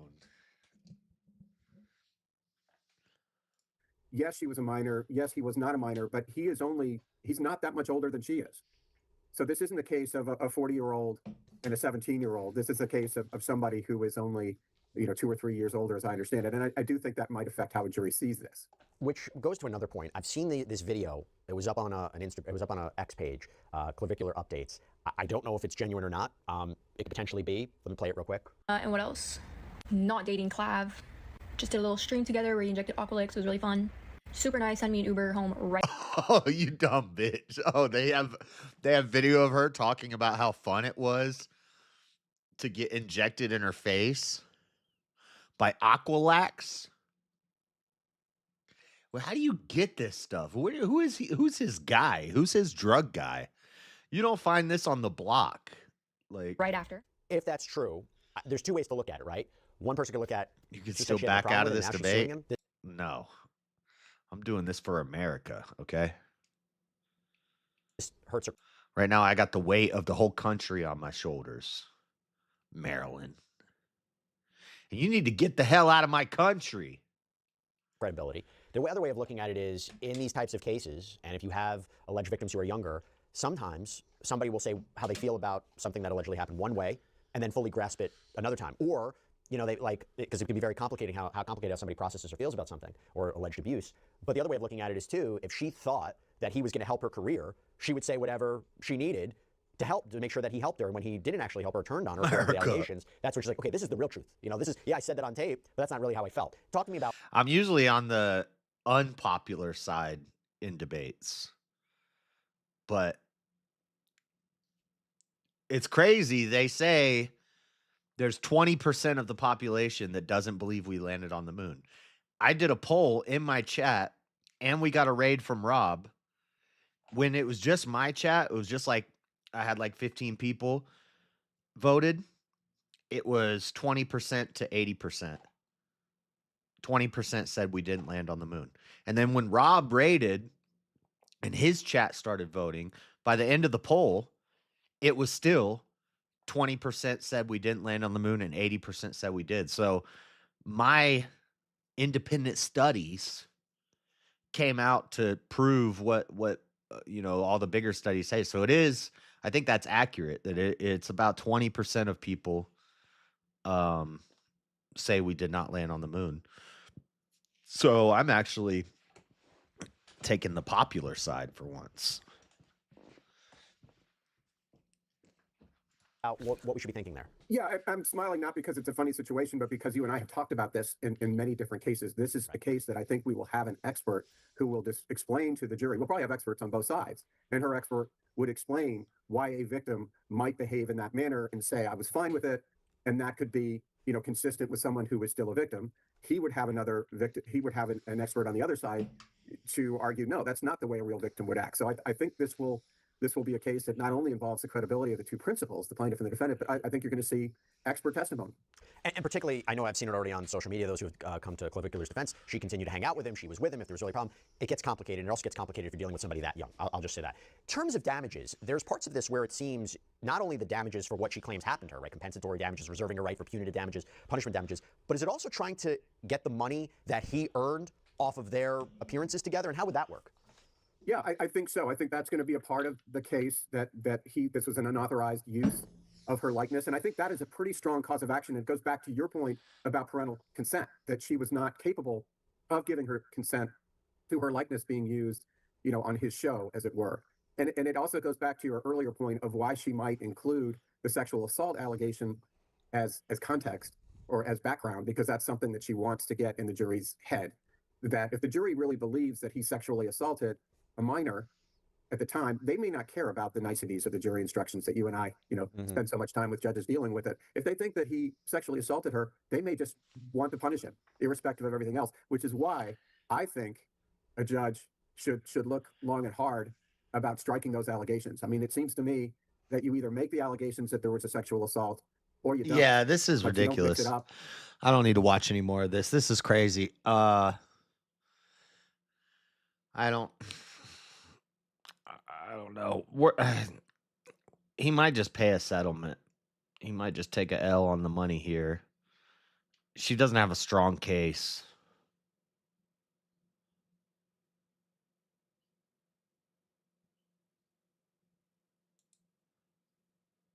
Did Noah take dinosaurs on the ark? They asked Billy Graham, were there dinosaurs on Noah's ark? Billy Graham said, no, Noah's ark did not include dinosaurs because they were extinct by the time man got here. Oh, and I praise God for all the good Billy Graham has done, but he is dead wrong about that one. Okay? Love dinosaurs on the ark. Well, I hope he kept the woodpeckers in a steel cage. I've been to Dino World. This is my guy. I love Kent Hovind, dude. This guy's a goat. Cage of some kind. That'll be important later. People say dinosaurs on the ark. Now, Hovind, they're kind of big, aren't they? Yeah.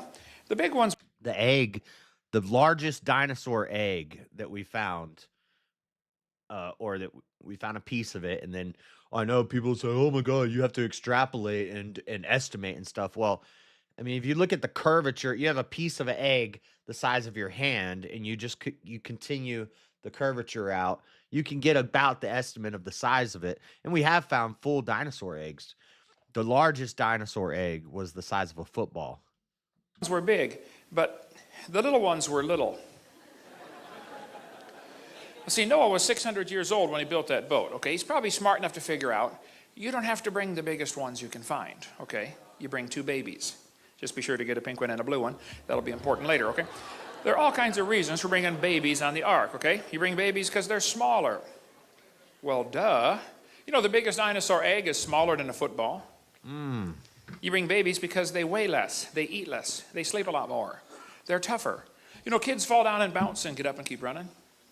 More durable. Adults fall down and break or lay there for a while.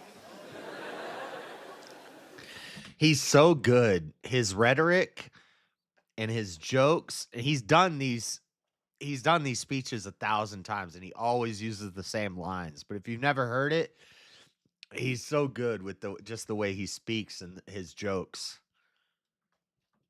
Plus, you bring babies because after the flood, they're going to live longer to produce more offspring, and that's the reason you're bringing them. Why on earth would you bring big elephants on the ark? I mean, that would be stupid for multiple reasons, okay? Why would you bring big giraffes? Just bring babies of everything, young ones. God told him to bring 2 of every sort. Kind. Not 2 of every species. 2 of every sort. He said, bring them after his kind, after their kind, after his kind, after his kind. I mean, the Bible's, you know, real clear on the topic. You bring the kinds of animals, not the species. Yeah, so I don't have to bring, well, this is another argument against like young Earth and the flood and Noah's Ark and stuff like that, is they'll go to speciation. There's no way we could have had that much speciation in that rapid of time. Well, you don't know that speciation time is consistent over time. Same way you don't know that the speed of light is consistent over long distances throughout the galaxy. They don't know that. They'll say they've proven it, but they haven't proven it. It can't be proven. Unless you can go to the other side of the galaxy, we can't actually do it. Or the universe. We could have a satellite. I think the farthest satellite we have is out by Jupiter or something. Sorry, there was a loud noise outside. But we can't really know these things. You can't know that speciation didn't happen very rapidly after the flood. Probably did, because of how the world was changing, how the world was terraforming, the tectonic drift was probably happening much faster. Plates, tectonics drifting, Pangea splitting apart, land bridges becoming oceans.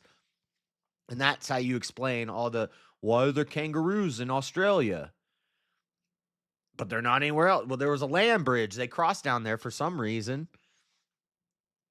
And you only have to bring those in whose nostrils was the breath of life, and only those on dry land. Noah did not have to bring any fish on the ark. They had plenty of water outside, okay? Yep. The animals they're not eating elephants and giraffes, Rev. They brought 7 pairs of the clean animals that they could eat. Also did not have to bring any bugs on the ark because bugs don't have nostrils. Bugs breathe through their skin, through spiracles. Insects were not required to be on the ark. Insects can survive a flood just fine. Go any place where there's been a flood, after the water goes down, walk out into the mud. And this is like very base level. He has a children's dinosaur world for kids. Like, he speaks in a way that because and it's smart. If you're a preacher, you want to spread the word of God. I'm not saying like you should do this, Rev, but this is a good strategy to reach children. Kids love dinosaurs. You know what else kids love? Space. Could you imagine? This is not a shot at. It's gonna sound like I'm taking a shot at Easy or his family or something, but it's something I was thinking about. I'm not trying to get personal. This is just a statement. Could you imagine growing up in a house where your parents don't believe in space or dinosaurs? That would be a horrible childhood. What do you do? What are you talking about? No space, no dinosaurs? They're the coolest things. What do you mean there's no space and there's no dinosaurs? But anyway, the way he's preaching and he talks about the dinosaurs, kids love it. Kids eat it up. So you're introducing kids to Bible stories by talking about dinosaurs. It's very smart. I love this guy. And even though he's went to jail a couple times, so have I. All the best people have been to jail a couple times. He went to jail because he doesn't believe in paying taxes. And tell me the first thing you notice. Sharks are cool too. Bugs by the bazillions, right? A shark is like a dang Leviathan. Yeah, insects did not have to go on there. Some of them might have been on there, but they didn't have to be. Noah did not take 400 pairs of dogs on the ark. That's Noah speciation. probably never saw a chihuahua in his life. Those are designer dogs. We made Why those. did somebody do that to the dog? All that. Sorry, are you crazy? But he's right about this. He's 100% right about this. What the hell were we thinking when we made the dang chihuahua? Special breeding to create a dog that's 100% useless. Amen. Noah probably Amen. just had a generic dog. Like, dude, some guy in the audience is like me. He hates chihuahuas. He's like, amen. Amen. Like my dog, Nicky. We had Nicky for 12 years before I knew what kind of dog it was. A friend of mine came to the house one day and he said, I never knew what kind of dog Echo was. I have no freaking clue. I have a bunch of guesses, and I'm pretty good at, when I did door-to-door sales, I got really good at identifying dog types. Because it was always a hook when you'd be like, oh, is that a Lhasa Apso mixed with is that a Shih Tzu Maltese? Oh, is that a Doberman pit bull or blah, blah, blah, or whatever? And they'd be like, it's exactly that. How did you guess that? I'm like, I'm just a dog whisperer. I'm a dog genius. But I never knew what kind of dog Echo was. I had guesses, and maybe I was right. Probably pretty close. But I don't know. He said, Hovind, you have got a full-blooded Canardly. I said, a what? He said, your dog, look at that. That's a Canardly. I said, it is? He said, well, look at it, man. You can hardly tell what kind of dog it is. Oh, yeah, full-blooded Canardly, yep. Probably the horse and the zebra. Dad joke. Pastor jokes. Dinosaur pastor jokes. This guy is going to... No way. No way. You got Kent Hovind for Swords of Reason? Dude, this is my guy. I love Kent Hovind. Holy crap. I got to call off work. I'm going to have to call off work that night. He won't probably stay for the after panel. Dang. Dang. Can I be a guest moderator? Oh, man. Now I'm mad I'm not going to be able to, because I don't think he'll do an after panel. Dang. Dude, this guy, I love Kent Hovind. He's my favorite. He's never said the dinosaurs built the pyramids. He says that the pyramids weren't built by the Egyptians, that they were built by Christians. Well, this is pre-Christ, but you know what I mean? Like Adam and Eve before the flood, in the time of Adam and Eve to Noah, that God-fearing Jews built the pyramids. And he goes deep into it. He explains the number of steps. There's a little bit of gematria, like maybe not gematria, but like numerology, like there's 33 steps, 33, the number, it represents the Trinity. The triangle is the Trinity. The thin narrow path that leads to the upper chamber, and the wide path that leads down to the tomb. And he goes through all of it, and he explains that Egyptians didn't build the pyramids, that men of God built the pyramids. I do got a Kent folder. I got Kent in a bunch of my folders. I'll fangirl. Probably not, but maybe. No, I'm just kidding. I don't need to guest moderate. Or you mean probably not, but maybe he'll stay for the after panel? Yeah, but I can't take off work just for the off chance that he will stay for the after panel. Yeah, he's great. Zebra had a common ancestor, like this Mexican textbook says, and I would agree. Like this a horse and a Mexican zebra had a textbook common ancestor, but it looked like a horse, okay? Four-wheel drive, genuine leather upholstery, I mean, all the horse equipment, okay? Skeptics say, how did Noah fit those millions of animals onto the ark? Well, in the first place, he only brought land animals, okay? Secondly, you bring those with nostrils, no bugs. Thirdly, you bring babies. Now, that's just plain old common sense, right? Fourthly, you bring 2 of each kind, not every single variety. And since God made the kinds, and God told Noah how big to build the boat.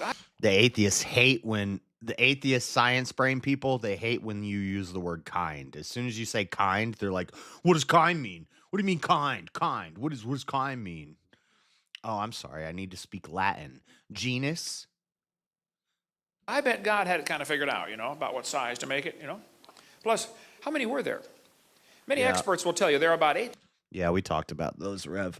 The technology that they used to find those pillars underneath the pyramids is the same technology that they used to find the caves and underneath, and they can even tell you that it's organic matter from space, from satellites in space, doing seismic readings of the ground, because Turkey ain't gonna let us go explore that. If it was still Armenia, maybe we could, but they hate Christians. 8,000 basic kinds of animals in the world. 8,000 basic kinds of animals. Noah had 2 of each kind, now 7 of some, I understand, but plenty of room on the ark for that. Yeah, King. Yeah, that's what would happen.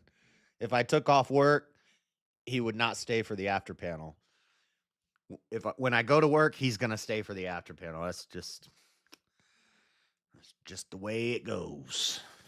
Some atheists say, well, Adam could never name all those animals in one day. Oh, come on. When I get excited, I can speak 350 words a minute. At 300 words a minute, you can name all the animals in 26 minutes. Dog, cat, elephant, aardvark, hamster. I mean, come on, it's not a big deal. Plus, you got to figure, Adam had an extremely high IQ. I mean, he came straight from the hand of God, fully programmed.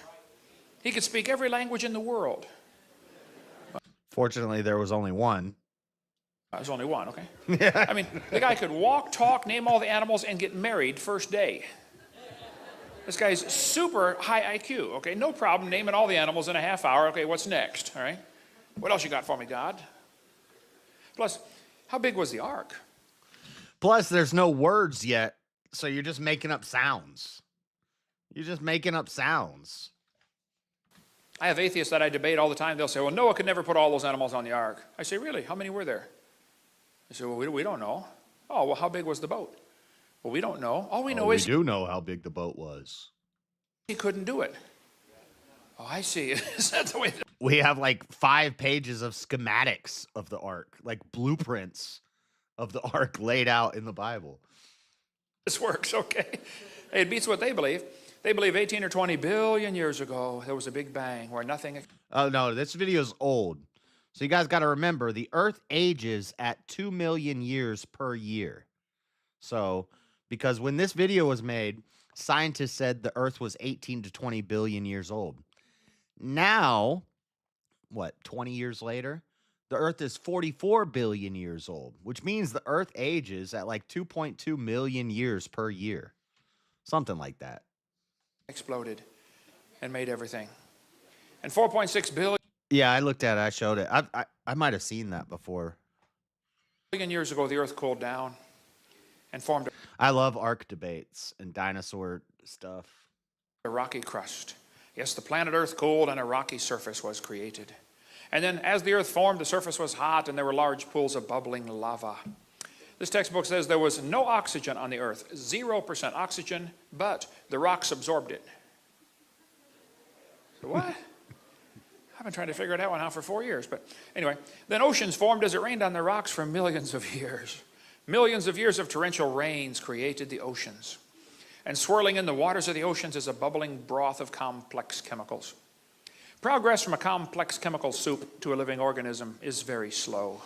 Oh, I was going to say, Kent is, he does his thing. It's very simple. Like, he's very simple with it, and he's good with the rhetoric, and he's clever, and he's got his script down packed. That's what makes him strong. I have videos from a PhD professor giving college dissertations about the Ark. A Christian doctor, PhD professor, giving very like big words, fancy words like lictostrato column and some crazy words and stuff.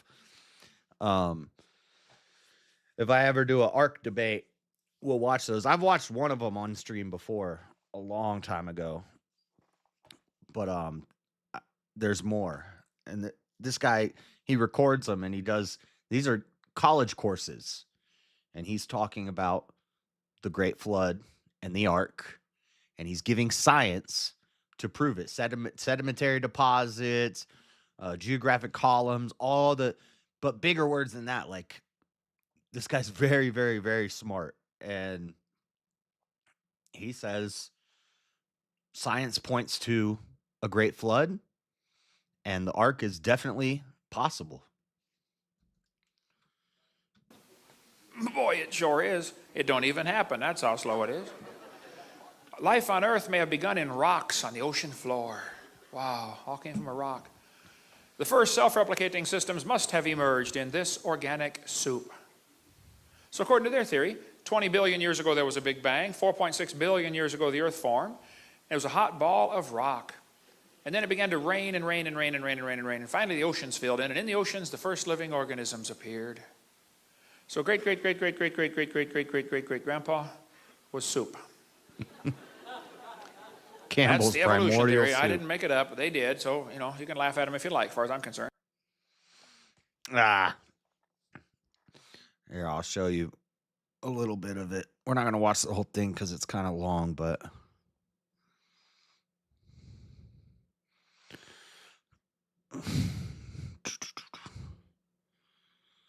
90 minutes of geological evidence. Dr. Kurt Wise, but this is not the one. Oh, yeah, this is the one. It's so easy to become a podcaster. You just turn on a camera and start talking. Insistent on seeing if we can watch how the community recovers. And what's cool about, and these are what I call the hurricane talks.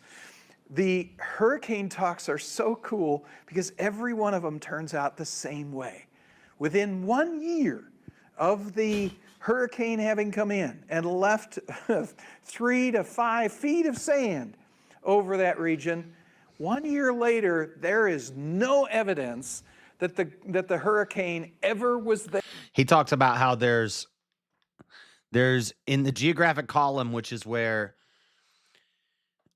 basically it's the layers of rocks in the earth, in the crust, and you can age the earth. So they'll take a core sample where they drill down and they pull out this long tube, and then they send it to a place, and they carbon date each of the sections of the rock, and they could say this is this type of rock and this is from about this time, and this is this type of rock and this is about this time. That's been debunked 1,000 times. They've taken 5 core samples from the same place, and they've sent it to 5 different testing places, and they've got totally different results from all of them. Carbon dating is BS. It's great. It's good for like if you're trying to find out within the past 10,000 years how old something is, but it is not it cannot tell you anything over 50,000 years, which is crazy because they'll tell us rocks are 3 million years old, even though their carbon dating technology can't tell you anything past 50,000 years. And it's really not accurate past 10,000 years. You know why? Because the Earth's only 10,000 years old. But he talks about how in every geographic column all over the world, the Grand Canyon, America, Europe, all over the place, there's this one layer. And it's this, and he has a really big fancy word that I don't know for it, but it's like deoxygenated sedimentary calificus or something like that. He says that layer of rock is in the same place all over the world. And basically that's flood evidence. That's evidence of a great flood. And now most scientists don't even deny a great flood. Dumb atheists will deny it, but like scientists acknowledge, yeah, there was probably, now they'll say that there's been 7 catastrophic world-ending events, but most scientists will tell you, yeah, at some point there was a giant flood that covered most of the earth. Yeah, the black layer. Yeah, but he has a really fancy name for it that I can't remember. There. You've got a community that has recovered, that has come back to the surface. It's dug down into the sediment and homogenized the sand with the mud underneath. Reached down 30 feet down, so homogenized it that you can't tell, you can't even identify. Yeah, I know, Rev. I know. That's why I'm not a hardcore young Earth guy. I'm hardcore on the flood and Noah's Ark, but I'm not a hardcore young Earth guy. I do think young Earth is cool. I think it's the coolest theory, and I will argue for it. But I won't die on that hill because there's gap theory. There's no length of time given between Genesis 1:1 and Genesis 1:2. There's the theory that the days were different then. A second to man is 1,000 years to, or whatever it is. A day in God's time is 1,000 years in man's time. There's that theory. There's a bunch of theories that saying that the world is 1 billion years old doesn't disprove the Bible. So I agree with that.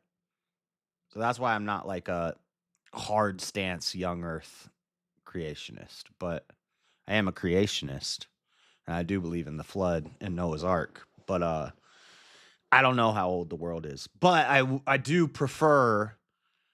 I lean toward somewhere between 10 and 20,000 years. Yeah.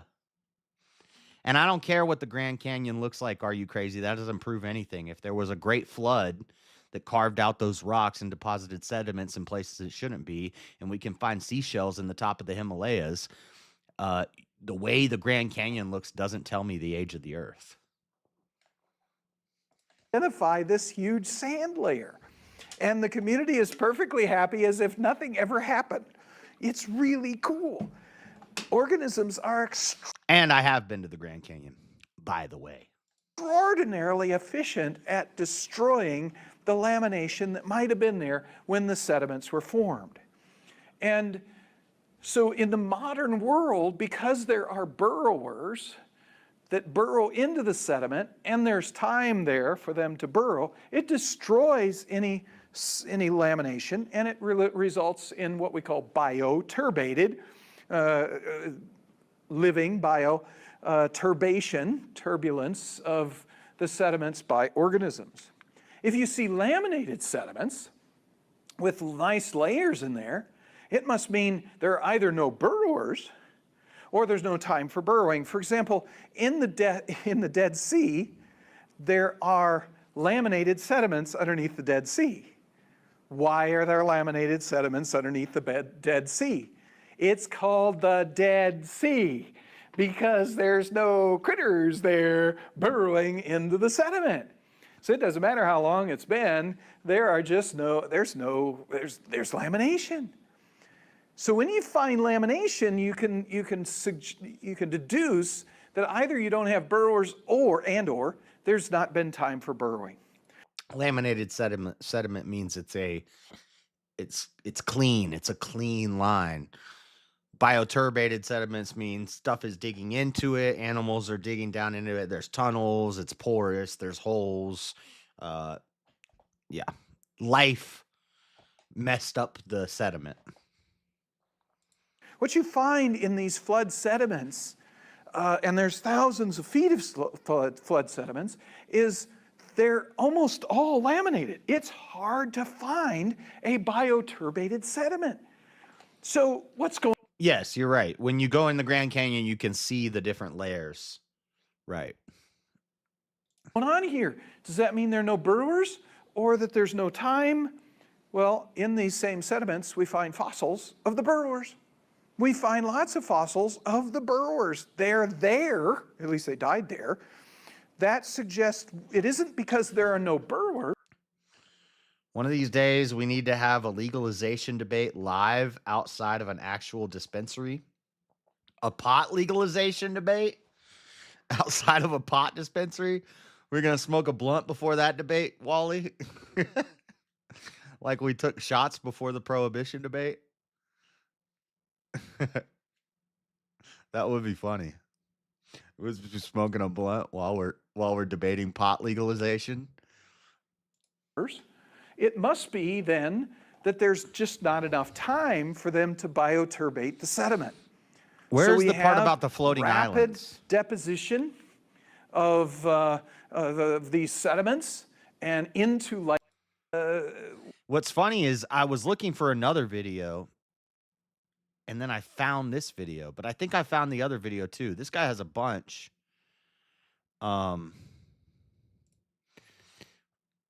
I should just subscribe to this channel, but he's got one where he talks about floating islands. Oh, here it is. It's right here. This is pretty interesting.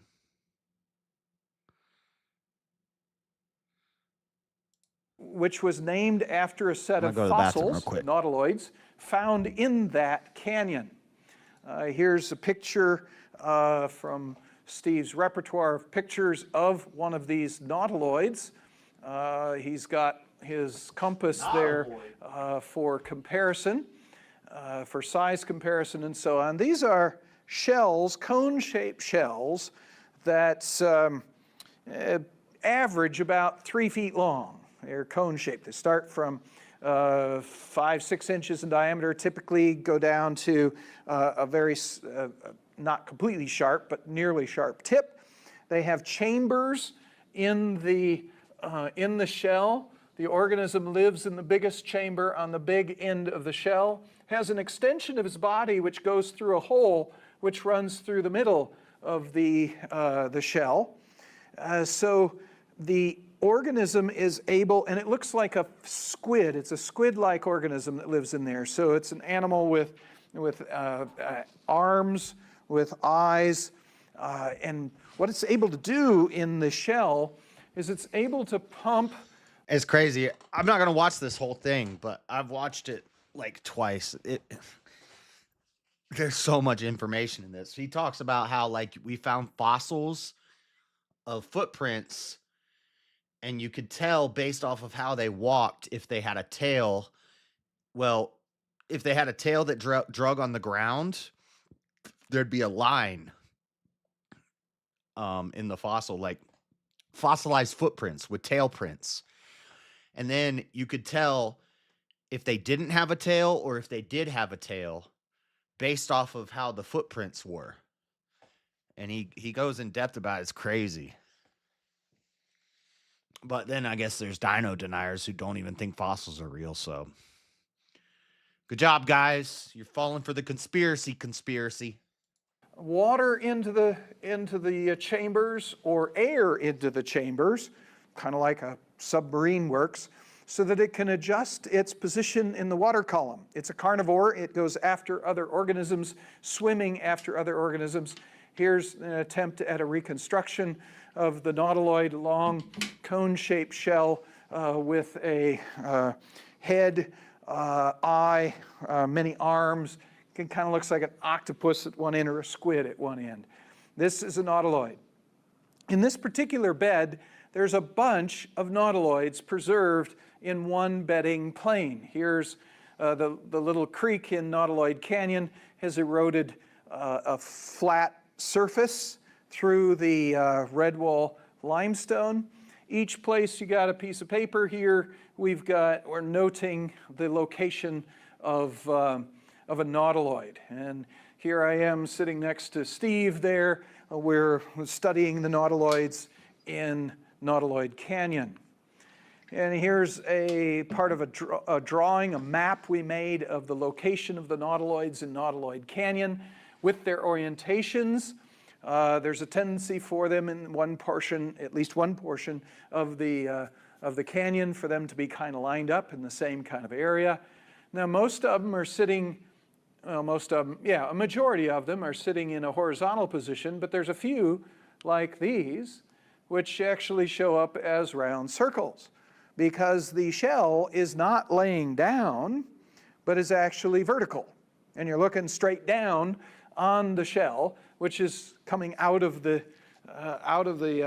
limestone. It's been eroded away on the top, so all you see is a circle. This is an odd thing. You might expect that shells might get collected on a surface and lay down horizontally on a surface, but you wouldn't expect the shells to be sitting vertically. Stop doing that. And to wait for sediment to gradually accumulate, especially Make since, me Google all these words. according to the conventional wisdom, this limestone or dolomite is actually generated at only about 6 inches per 1,000 years. So it's going to take a very long time to bury these puppies. It's even going to take longer if these guys are sitting vertically, much longer than they could survive. In addition, and not only did we study the nautiloids in Nautiloid Canyon, but Steve began following the layer they were found in. It was found by others. That's been debunked. Are you crazy? Fossil fuels do not come from dead dinosaurs. That was a lie.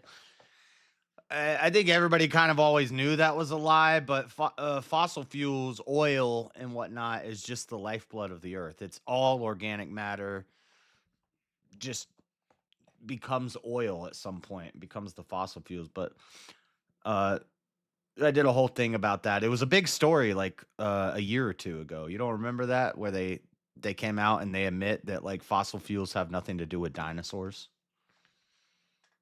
You didn't hear about that? Not called fossil for no reason? Yes, they were. They were called fossil fuels for no reason. They don't. Yeah. I'm positive. I'm about as positive as I am that the moon rotates. We did a show about this. It was a big story. Like, everybody was talking about it. They're like, oh, we were right. Fossil fuels don't come from dinosaurs. Doesn't debunk the dinosaurs.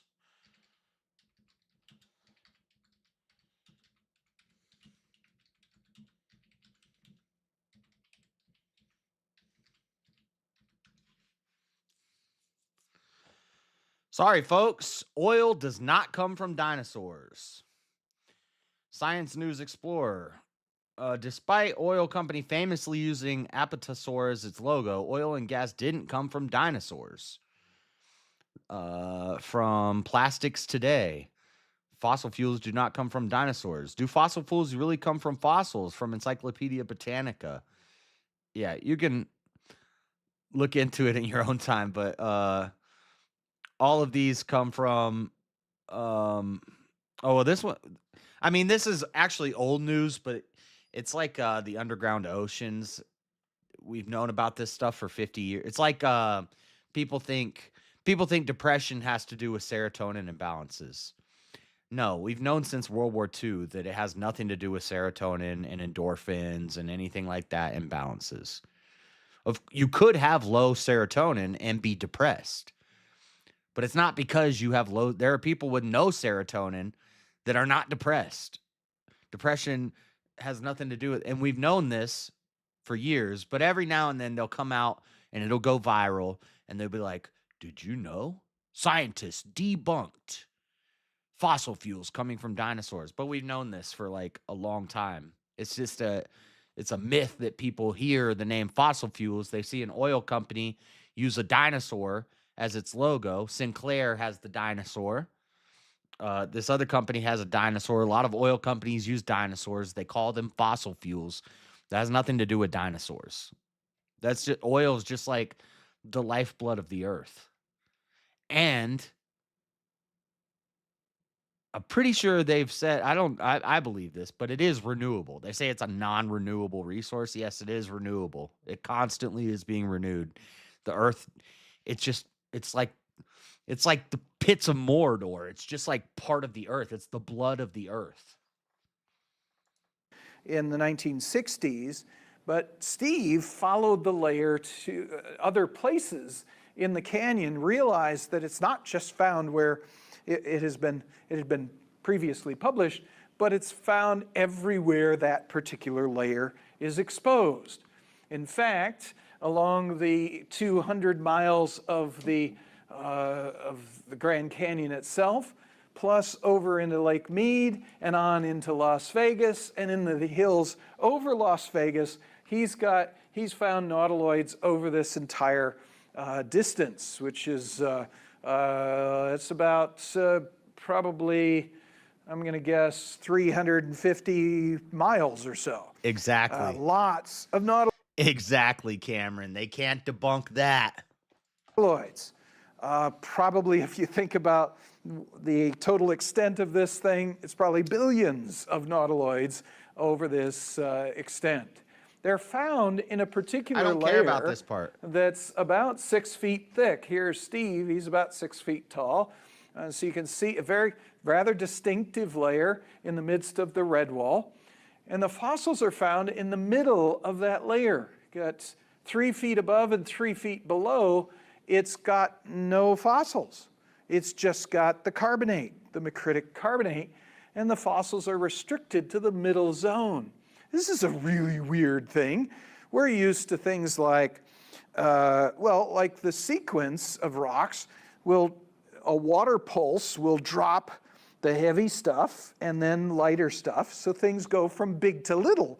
We're used to that. That's called normal bedding, as a matter of fact, normal graded bedding. And there are weird situations where we can get it to go from fine to coarse, but how do you get a coarse in the middle and nothing, no fossils on the upper and lower part? And that was what Steve was interested, it's the question Steve was interested in answering, and ultimately came to understand that the way you do this is with an underwater gravitational flow deposit, basically an underwater avalanche. Now it has. Yeah, by the way, none of this space stuff, none of this flood stuff, none of this cool science stuff and how you can use science to prove the Bible and prove God. None of this works if God didn't create gravity. So if you don't believe in gravity, you might not want to listen to any of this. It has to be underwater, and I'll try to explain why that is. If you've got a mass, a debris flow of some sort, you got mud plus the stuff in it that's moving across a surface. The surface isn't moving, the mud is moving. Right where the mud is going across the surface, the mud is obviously slowed down by the fact that the bottom isn't moving. So the bottom layers of mud are moving slower than the layers above it.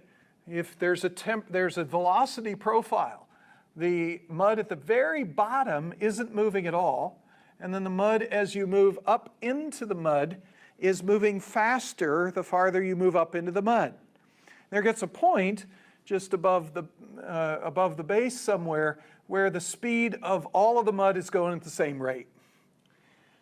But what happens then is if there happens to be a fossil, an organism that's stuck in that zone of shear, that zone where there's different speeds of mud, the fossil will get turned and will get rotated out of that zone at least if the mud flow goes far enough. If the mud flow goes far enough, it rotates the thing out of the middle zone, out of the lower zone towards the middle of the deposit.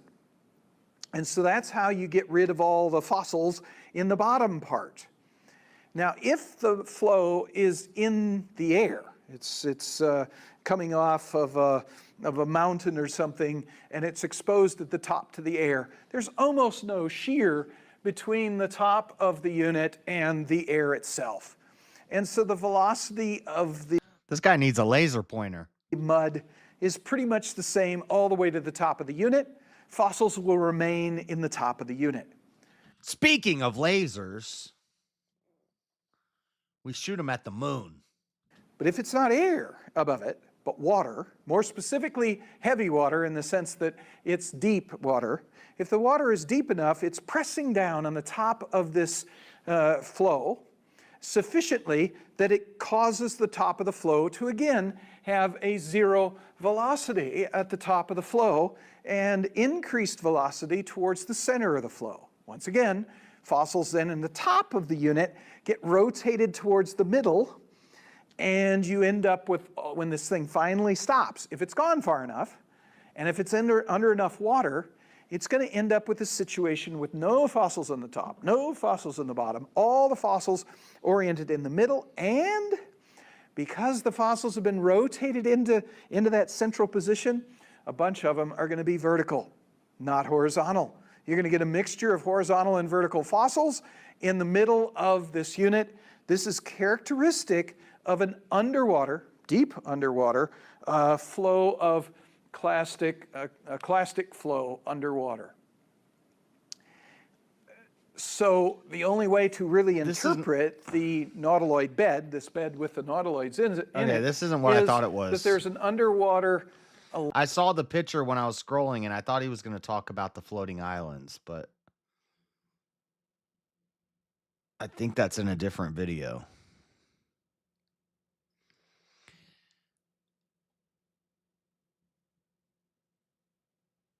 Hold on.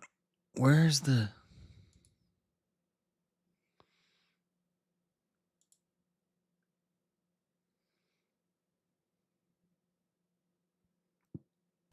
My name is Kurt Wise. I'm a professor at Truett McConnell University, and I'm talking about the fossil record. This is a subject that's dear to my heart. I've wanted to really focus on the paleontological patterns of the flood for most of my life, and this is sort of the beginning of my foray in that direction. The fossil record has played a pretty important role in creation theory for a very long time. You can go back to Tertullian in the 2nd century, and he was pointing out seashells on mountains and deducing that the flood, global flood, reached. Wow. 200 AD, Tertullian finds a seashell on a top of a mountain. That point. So he's using fossils even nearly 2,000 years ago. The fossil record order was important to John Woodward in the late 17th century, created a flood theory. Actually, there were several theories of the flood and theories of the earth that were produced in that decade at the end of the 17th century. A bunch of flood models were generated, and they were almost all based upon, in large part, Woodward's completely, on the basis of fossils. The mixing of fossils that George McCready Price thought he saw in the fossil record at the beginning of the 20th century he came to deny the integrity of the geologic column.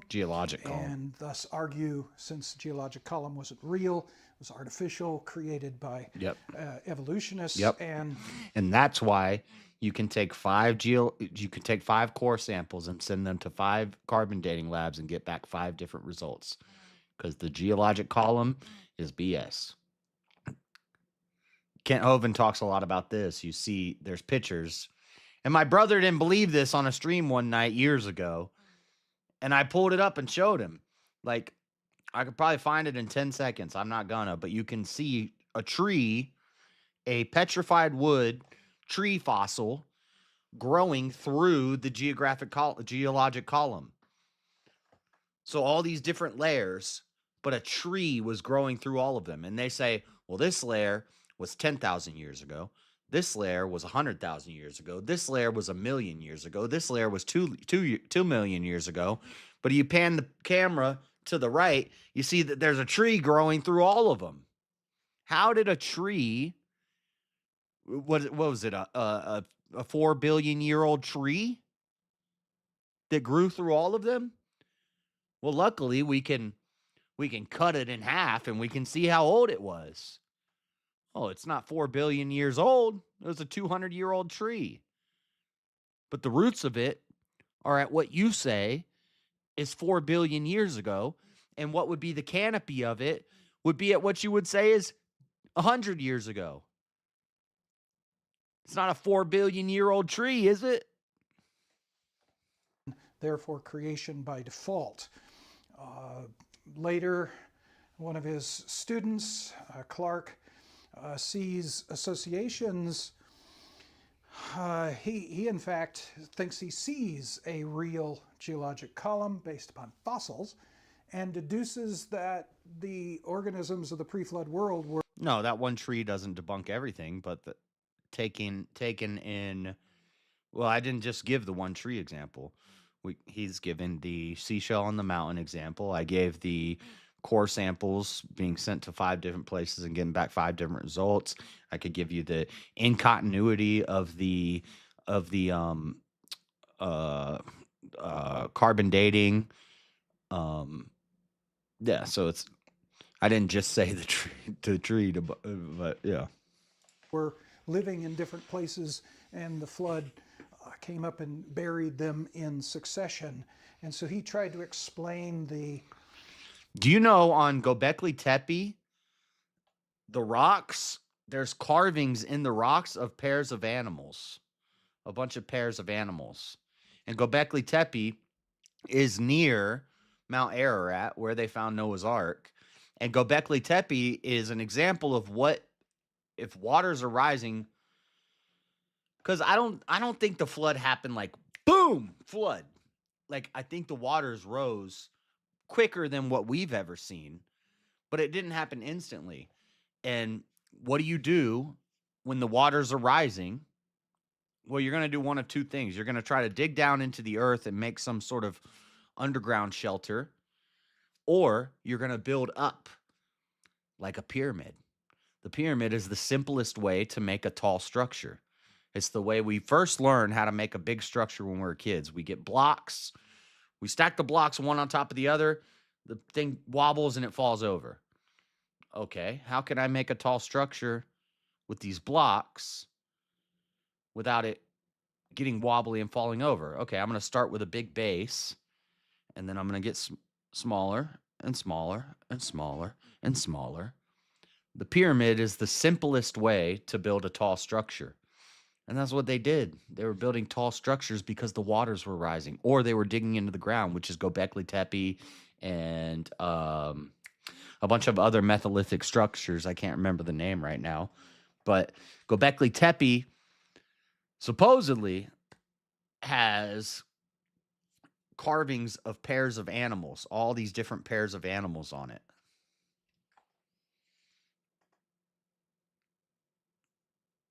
Where are you going? Pyramids to avoid or stand up to floods? Yes. Yes, tall structures because the water is rising. And tunnels. Order of fossils in the record in that fashion by arguing that the pre-flood world was heavily biozoned.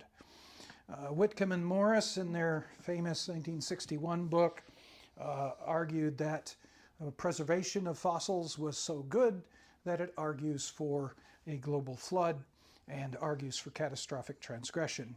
Ironically, most of their evidences are actually from what we believe are post-flood fossils in the present. But nonetheless, again, the fossil record has played an important part in the development of models all along. A paper I participated in some years ago on the fossil horses. We argue for the diversification of organisms after the flood. So the fossils have always played a part, a major role in creation theory, but they have not been studied systematically. And we have now, the secular world has produced what's known as the Paleobiology Database, or the Paleo Database, that is attempting to collect all of the information on all of the fossils of the world. It's sort of like a fossil record equivalent of the Wikipedia, where people can contribute their ideas Or and their definitions. A fossil version of 23andMe. Into this thing.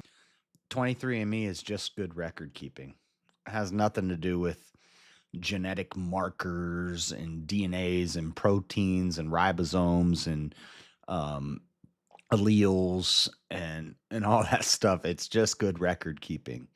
If enough people send their information and we can gather all this information throughout history, we can make a genetic timeline of every person that ever existed on Earth, which was one of the Mormons' goals, which is why they started Ancestry and 23andMe, and then they sold it. So it's not currently owned by Mormons, but Mormons are still got their hand in it. And collectively, hopefully, as a world, we can collect all the information. So the idea is to because one of the goals of Mormons in Mormon thing, they believe in posthumous baptism. So they believe they can baptize you after you're dead. One of the goals is to baptize every human being who ever existed on Earth into the Mormon faith. So that's why they started that database, that record keeping. And it's just good record keeping. They have a vault in the mountain filled with genetic information. It's just genetic data. And their goal is to have genetic data on every person who ever existed. And nowadays, and then when you start an online thing where you send your DNA in and you get it tested, it starts happening much more rapid. Collect all the information on all the fossils all over the world. And that's only going to be possible if a whole bunch of people from all over the world put that information in. Unfortunately, it came out that they were posthumously baptizing people like Anne Frank, and they got sued. So they had to sell those companies so they could kind of get out from under that. They're still deeply involved, though, but they don't have their name attached to it anymore. You're going to have to do a little digging to find out about all that. And we're a long ways from that. The Paleo Database is only about 30 or 40 years old or something like that. But there's several million, I think it is now, specimens recorded in there. So we now have a database that is substantial enough to really work on global fossil record data. So this is an attempt to use the paleobiology database to apply it to creation theory. What I'm going to do in this particular talk is to use one particular measure of fossils, fossil record characteristic, and that's paleontological continuity. The idea here is I consider two particular discoveries of a particular fossil to show paleontological continuity if they're superimposed on top of one another and they're occurring on both sides of some boundary.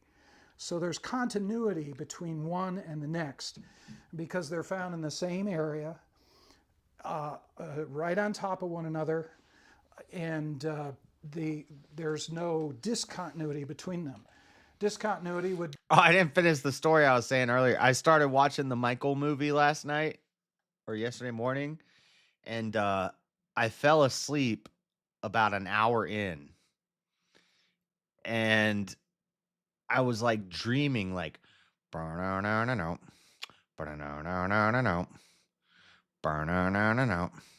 I was like dreaming Michael Jackson beats in my dreams. And then I woke up to screaming. And I was like, what? I woke up and looked at my phone, and Michael Jackson's hair was on fire. And it looked so corny when his head caught on fire in that movie. But so I haven't watched the whole movie, but I saw, and that was towards the end. I saw 10 minutes at the end, and then I saw the first hour. It's a 2-hour movie, so I missed a good chunk of it. I didn't see in the movie where he does the first moonwalk, and I didn't see in the movie when Thriller comes out, that's the parts that I was like, when's he going to make Thriller? When's he going to make Thriller? When's he going to do the moonwalk? But I saw when his head catches on fire. Would I recommend the movie? No, I would not. But you know what I was thinking? I was arguing with somebody about Michael Jackson bleached his skin because of his vitiligo. He did have vitiligo, but also I said my argument was no, he wanted to be white. And they're like, who was it? Was it Freddie? Who was I arguing with last weekend? I said he did that because he wanted to be white. And they said, no, he did it because he had vitiligo. Well, according to the movie, the first surgery that he had was his nose job. Because as a kid, his dad always called him Big Nose, and he loved Peter Pan, which is why he had the Neverland Ranch and he had all these weird exotic animals. And he would look at his Peter Pan book, and he saw Peter Pan had a skinny pointy nose and was a feminine looking white boy. And his dad would make fun of him and call him Big Nose, and he resented his father. So he rebelled against his father, and he made himself into Peter Pan, a white boy. He made himself from a black man into a white boy.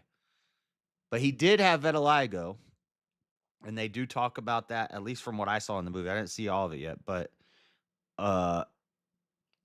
maybe the vitiligo was like a cover-up to say, oh, well, I'm just doing it because I have the vitiligo and the cream's not working. But if that's the only problem, then why did you get a nose job to have a skinny, pointy nose? You wanted to look like Peter Pan. You wanted to look like a white boy. So, I don't know. It could be a bit of both, but I don't think I was totally wrong by saying he bleached his skin because he wanted to be white. Anyway, I digress. Thank you, Carrie Moore. That was basically the moment that catapulted his career. When his hair caught on fire, he had already made Thriller. They had to show the Motown anniversary. Oh, wait. I need to read the other comment first. Hold on. Great showcase of the era of his music, but the biography itself is barely there compared to the Elvis movie. I haven't seen that. Is it available online? Everything's available online. Are you crazy? Oh, then Wally said they had to show the Motown anniversary performance with the Moonwalk debut. That was basically the moment that catapulted his career. I haven't seen that part yet, so I don't know. I haven't seen that part yet. I'm going to finish watching it after this stream. Yo, just caught the start. Thanks for playing the song, man. Glad you liked it. Hell yeah. I'd subscribed to your channel. Or I think I did. Did I? Oh, no, I didn't. Now I will. I'll subscribe right now. There. Subscribe to your channel. That is pretty cool, dude. You put all those songs together, and I really like the Freddie one, the Guilty Conscience Freddie one. I liked mine a lot. You're going to have to send me that in Discord or something. But, yeah, from what I've seen, I didn't think it was that great of a movie. But you know what else I was thinking? People are like, his dad was abusive, and his dad was cruel, and his dad was overbearing, and and pushed him too hard and blah, blah, blah. Did he not become the greatest to ever do it? So seems like Dad was right. Seems like Dad was on to something. I'm going to spank my kid with a belt and force him to work hard every day and do something, instill some sort of goal in his mind as a young child and force him to practice it for 8 hours every single day and whoop his ass if he's not doing it. And then after school, go and do it. What do you mean? His dad made him the best that there ever was. So his dad was right, and his dad, everybody, oh, he was abusive, he was mean. If his dad wasn't who his dad was, then he wouldn't be who he was. What are you talking about? Dad was the GOAT. What? Okay, back to this video. Be where one is found here, but the next one is found way over here, or way up at a different level. So paleontological continuity would mean two things are superimposed on one another, very close together. Discontinuity would be the opposite. They're not superimposed on one another, or they are found at a very distant location. Good morning, Zatriok. And it turns out measures of paleontological continuity have played. I want an Aussie movie. I want an Aussie movie like the Elvis movie. Give it 5 years, because Ozzy died recently. I say we get an Aussie docu-pic within 5 years. The study of the fossil record as well. Paleontological continuity has been argued by Tertullian, for example, when he finds fossils of the present that are found, organisms of the present that are found as fossils in the same, they're marine organisms, but found in a place where they're not currently marine. That would suggest that the marine used to be up at the top of mountains. Stephen Jay Gould developed his punctuated equilibrium theory based upon paleontological continuity. That species stasis, species remain the same through time because there's paleontological. See, what they would say is due to continental drift, there could have been, so there's, I forget, it's been a while since I was in geology, but so there could be a drift like this where one plate goes under the other one, or there could be the other plate goes under the other one, or they could collide, and that's how you get mountain ranges. And then often on fault lines is where you'll get volcanoes. But if there's a mountain range on a fault line and they go up, and what he would say is, or what the evolutionists would say is that it was under the ocean, there was a seashell here, and then due to continental plate tectonics shifting, it pushed that mountain up over billions and billions of years, and that's why the seashell is at the top of the mountain. Both hypotheses could be correct, and we can't test them because we can't observe it. We don't have a freaking time machine. But the fact that there was a big flood and that's why there's a seashell at the top of the mountain makes more sense to me than plate tectonic drift that caused a mountain to form and the fossil ended up at the top of the mountain. Paleontological continuity between occurrences of species. At the same time, it's also been used, continuity has been used to argue for change. So Steve Gould argued for stasis, no change. But if you have continuous fossils that show change, even though they're continuous, superimposed. Sally sells seashells at the top of the sea slope. Sally sells seashells at the top of the sea slope. Sally sells seashells at the top of the sea slope. On one another at the same place, they're nonetheless changing in morphology. Then it's used, for example, to argue that the horses have changed through time, which I participated in a paper where we argued for that. Discontinuity has also been used. Discontinuity is common. Oh yeah, the biopic. That's what it's called. Biopic. Yeah. Yeah, that would be a great name. Crazy Train. That'd be a great. If they don't name it that, they missed out. Yeah. Huh. Bohemian Rhapsody was a pretty good movie too. Common in paleontology to argue for extinction. You've got paleontological continuity for an organism coming up. When you say Elvis, you're talking about the one with Joaquin Phoenix? I haven't watched that yet. I need to check that out. To a particular level, and then at a particular level, it all of a sudden disappears.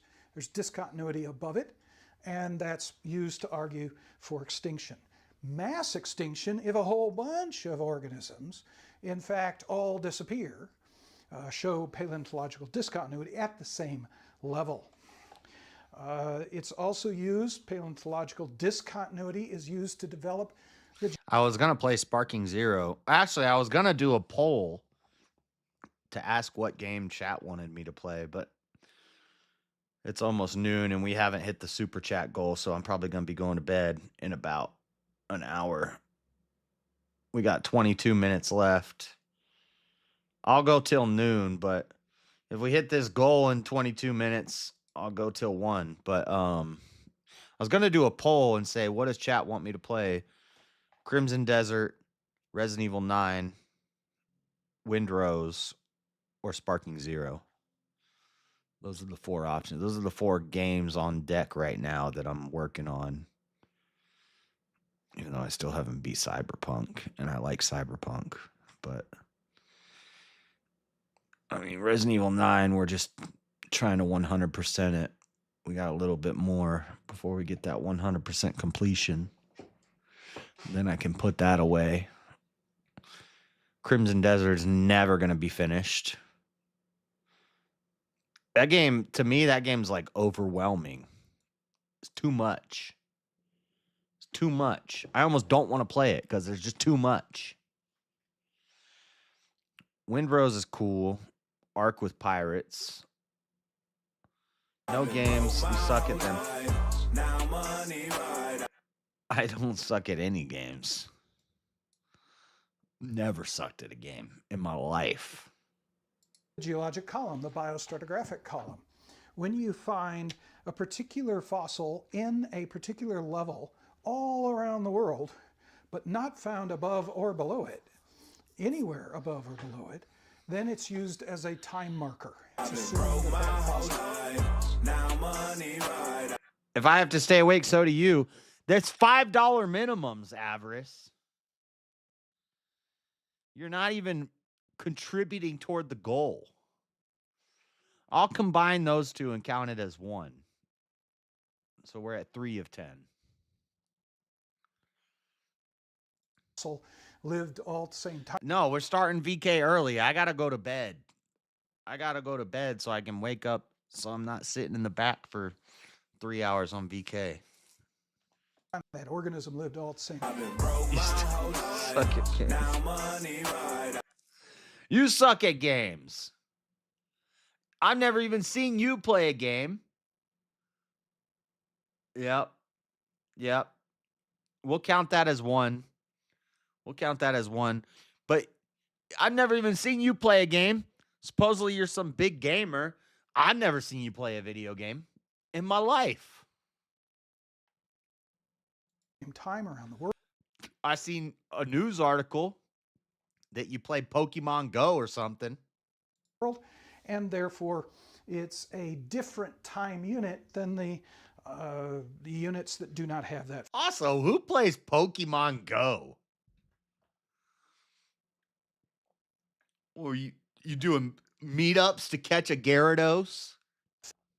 Fossil, and it's with paleontological discontinuity that we developed the biostratigraphic column. We also use discontinuity to argue for flood boundaries. All right, I'll go in Discord. I was just waiting for somebody to say something to go in there.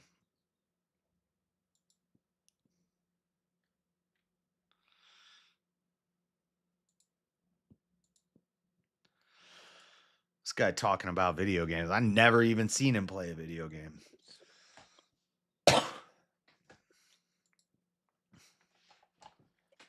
This guy doesn't know how to play video games. Hasn't Yeah, beat- bitch.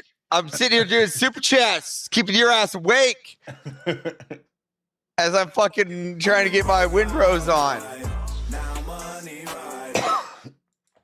What is Marshall just playing other people's streams? What? That's all he does. That's all he does. Just watch other people's streams in my Discord. Get out of here with that, Marshall. Okay, let's see Avarice's windrows. Enough fossil talk. That debate's not even on the table yet. That's not even fossil talk. I was sending super chats and I fucking was standing in one place right here. I didn't think there was anything over here, you little asshole. Where is it? There it is. Oh, you got a dodge move. What do you mean I got a dodge move? Everybody does. Yeah, I think I figured that out after playing for like a while. You got a gun? I got a gun? You suck at this game. I only played it. I have a gun too, but I didn't have any bullets for it. I shot it like twice.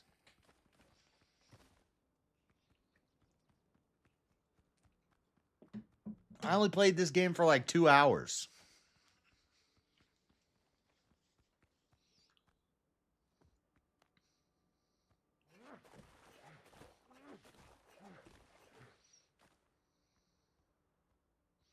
What's that? What? You never played this game? Huh? No, Don't know how the puzzles work? You got a sparkly thing in your hand. I didn't even know there were puzzles. Yeah.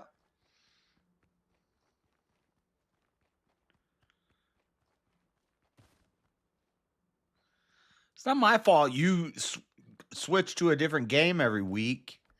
Supposed to be playing Crimson Desert right now. What? What are you talking about?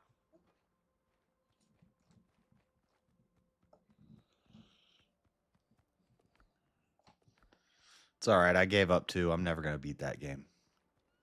I mean, I'll get to every game. I'm just in Windrose right now. Hold on, I'll get to my ship. Like, I bet you. Do you see that number 7 on my bar? Do you see number 7 on my bar? Hold on, they can't see what I'm looking at. You see number 7 though? Watch this. There's my little pet boar. See that?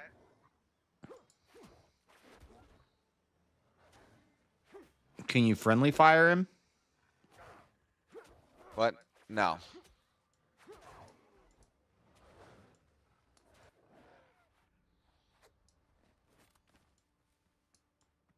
Because you almost hit him. You almost killed your boar.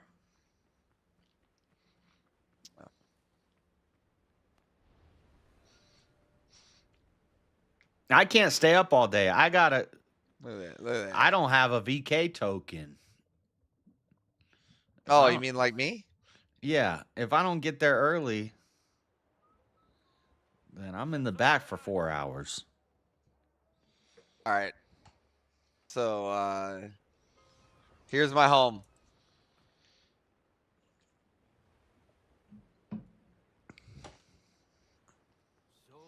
Did you build all that, or did you find this and you just built made up it your this. home? I built this.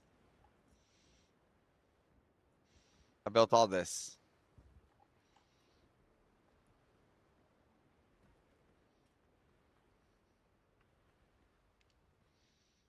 The trees, my gardening. See, this is all adds on. See the comfort, the rested, level 27 rested. I did all the detailing. I put all the little cups down.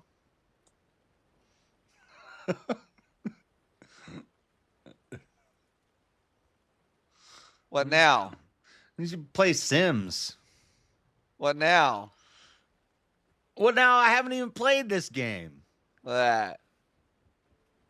I did all the little, like, see that little deco? Like, I did all that. I put the plates and the silverware down. Oh my God. The trophies. Wow. My stations.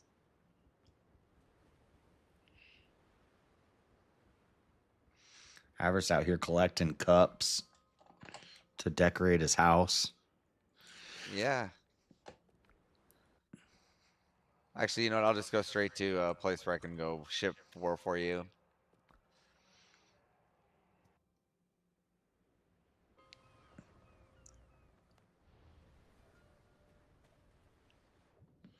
What's that furniture place? What is this? Rooms to go simulator? There you go.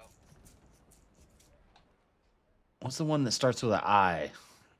The furniture place that starts with an I? Why can't I think of it? Starts with an IKEA?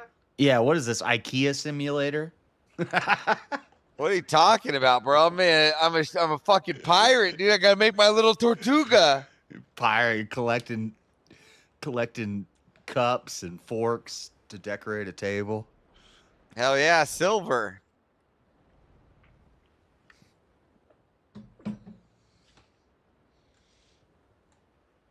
Yeah, IKEA.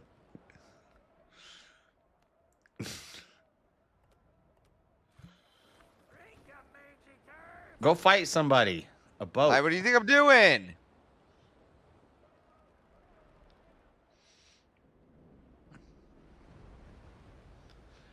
See, it'd probably get funner once I get a ship. But they got me doing all these stupid little quests.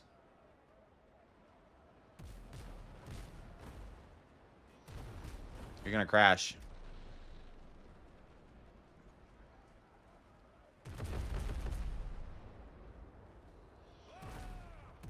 Yeah, this looks just like Black Flag. This would be fun.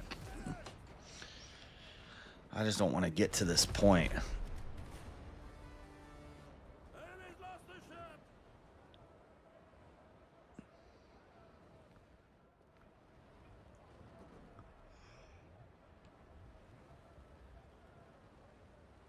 I didn't even take damage there. Oh, man. Those were level 10s, too. Thought they were going to be a good fight.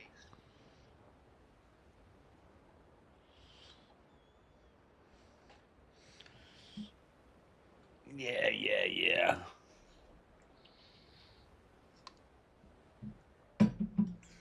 Yeah, see, I can play games unlike you. I don't play games. I win games. You don't win games. That's all I do is win. Yeah.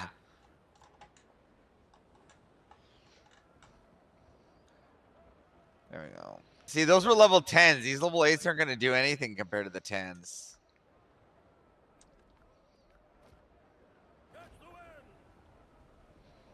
When's that game come out where you have the Sam Walker robot things? I know. The Sands of Sophia. I want that.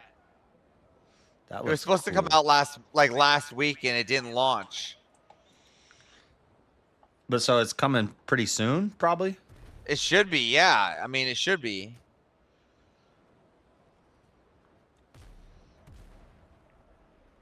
Yeah, that one looks cool.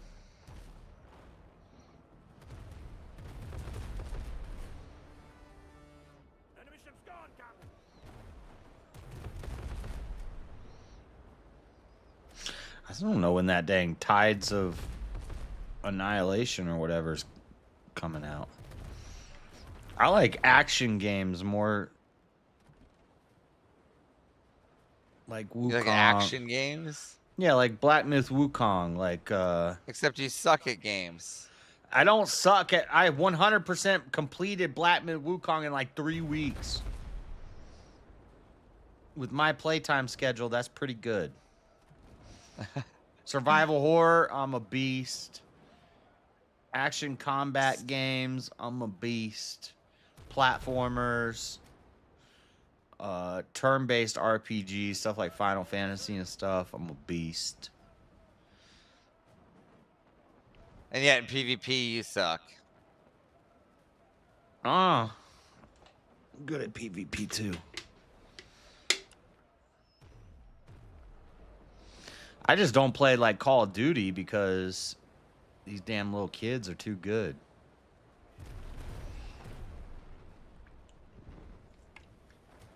I play Fortnite. I'm pretty good. I play Fortnite. I'm pretty good. Pretty good. I'll get a victory royale per stream. You about to sink your shit, JS? What? No, this is Avers playing. Oh. I'm just watching him play. I'm not. I There haven't we even go. got the boat This'll yet. be a I haven't fight. played since last time I played. I'll be right On back. that little boat, Avarice. Get you a real boat, man. What are you talking about? I'm on the biggest boat you can get. That don't look like the frigate. This is the frig. Oh, okay. Blackbeard's frig. I see. I see it is. I didn't see the I actually can play games unlike JS. Have you done everything or close to? No. No, I'm I still I'm almost done. you can see.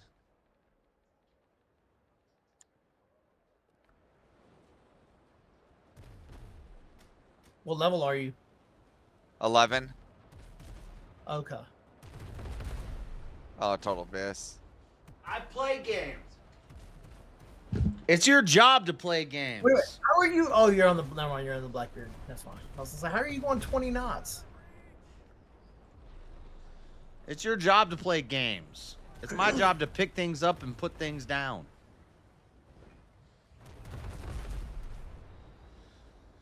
I pick things up and I put things down. You guys you got a fair bit to go though if you're just level 11. What level are you, Jeremy? 15. Oh shit, Jeremy's better than you, Avers. 15's the cap. What? Yeah.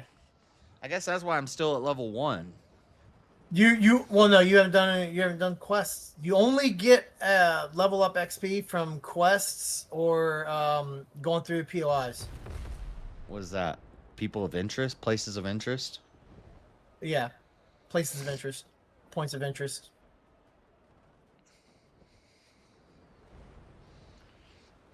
I was doing some quests. Like there's temples and treasure maps and stuff like that. Doing those Puzzles. That's what I was doing. I think yeah. when I stopped playing, I dug a hole in the ground and there were like zombies in it, and I shot them. Yeah, the that was one of the quests. Did you see my house, Jeremy? No, I just got here. I was at Hold lunch. on. You gonna go back home in the middle of combat? Oh yeah. Look at this, Jeremy. He's gotta get out of combat because it won't let him port out until.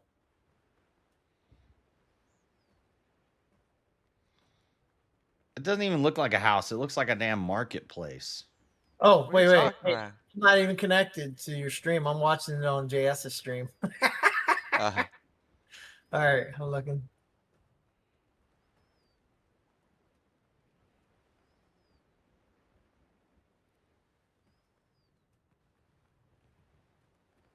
What do you think, Jeremy? I like it. Mine's a little bigger. It's not the size, Jeremy. It's how you use it.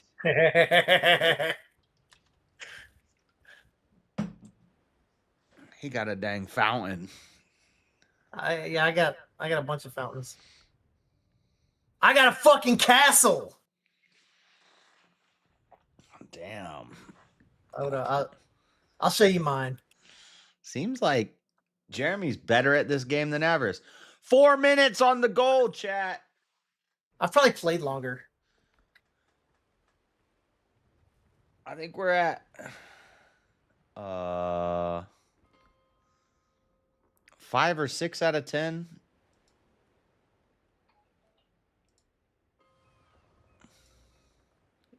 I don't care. I don't mind going to bed. I gotta You don't put a tent down at the bell? What? I always put a tent and a bell down when I don't give a shit. I don't die. I don't do that run die tactic like you do. Oh yeah, I fucking do. You better believe that. Yeah, that's stupid. I don't die. Okay. Well, I mean, Jeremy's farther than you are, so. No, but what Jeremy does is he runs and dies and then lets his body and they keep spawning. I actually don't die. I actually kill my targets. Yeah, well, He did say that's what he does. He's like, this game, you could just keep going in and dying over and over and over. Yeah, yeah, and you do have to kill the targets eventually. You can't do that on a boss. That's correct. You can't do that on a boss. And I've made it past 4. No, Marilyn, but I said it would be Did 5. you say 2 of them? Yeah. I said There's 5. only 3. Oh, there's only 3. I'm like, Ever okay. sent 3 $2 ones. I've made it to the 3rd one. It's a frog. Is it a frog? Yeah, I'll kill it. It's easy. It's a big fucking like It'll be easy. frog. Or Bosses whatever. are easy. Hey, well, you could jump on my server. I'll take you right to it. There's a teleport. Sure. Yeah, I'll be more than happy. That's what I like is boss fights. Yeah, give me a code. There's the big what is it? But if you go in his server, you won't have your house anymore. No. No, but he can bring resources. As far as I understand, he can bring resources over. Like his inventory, his character's inventory will carry over. To my understanding.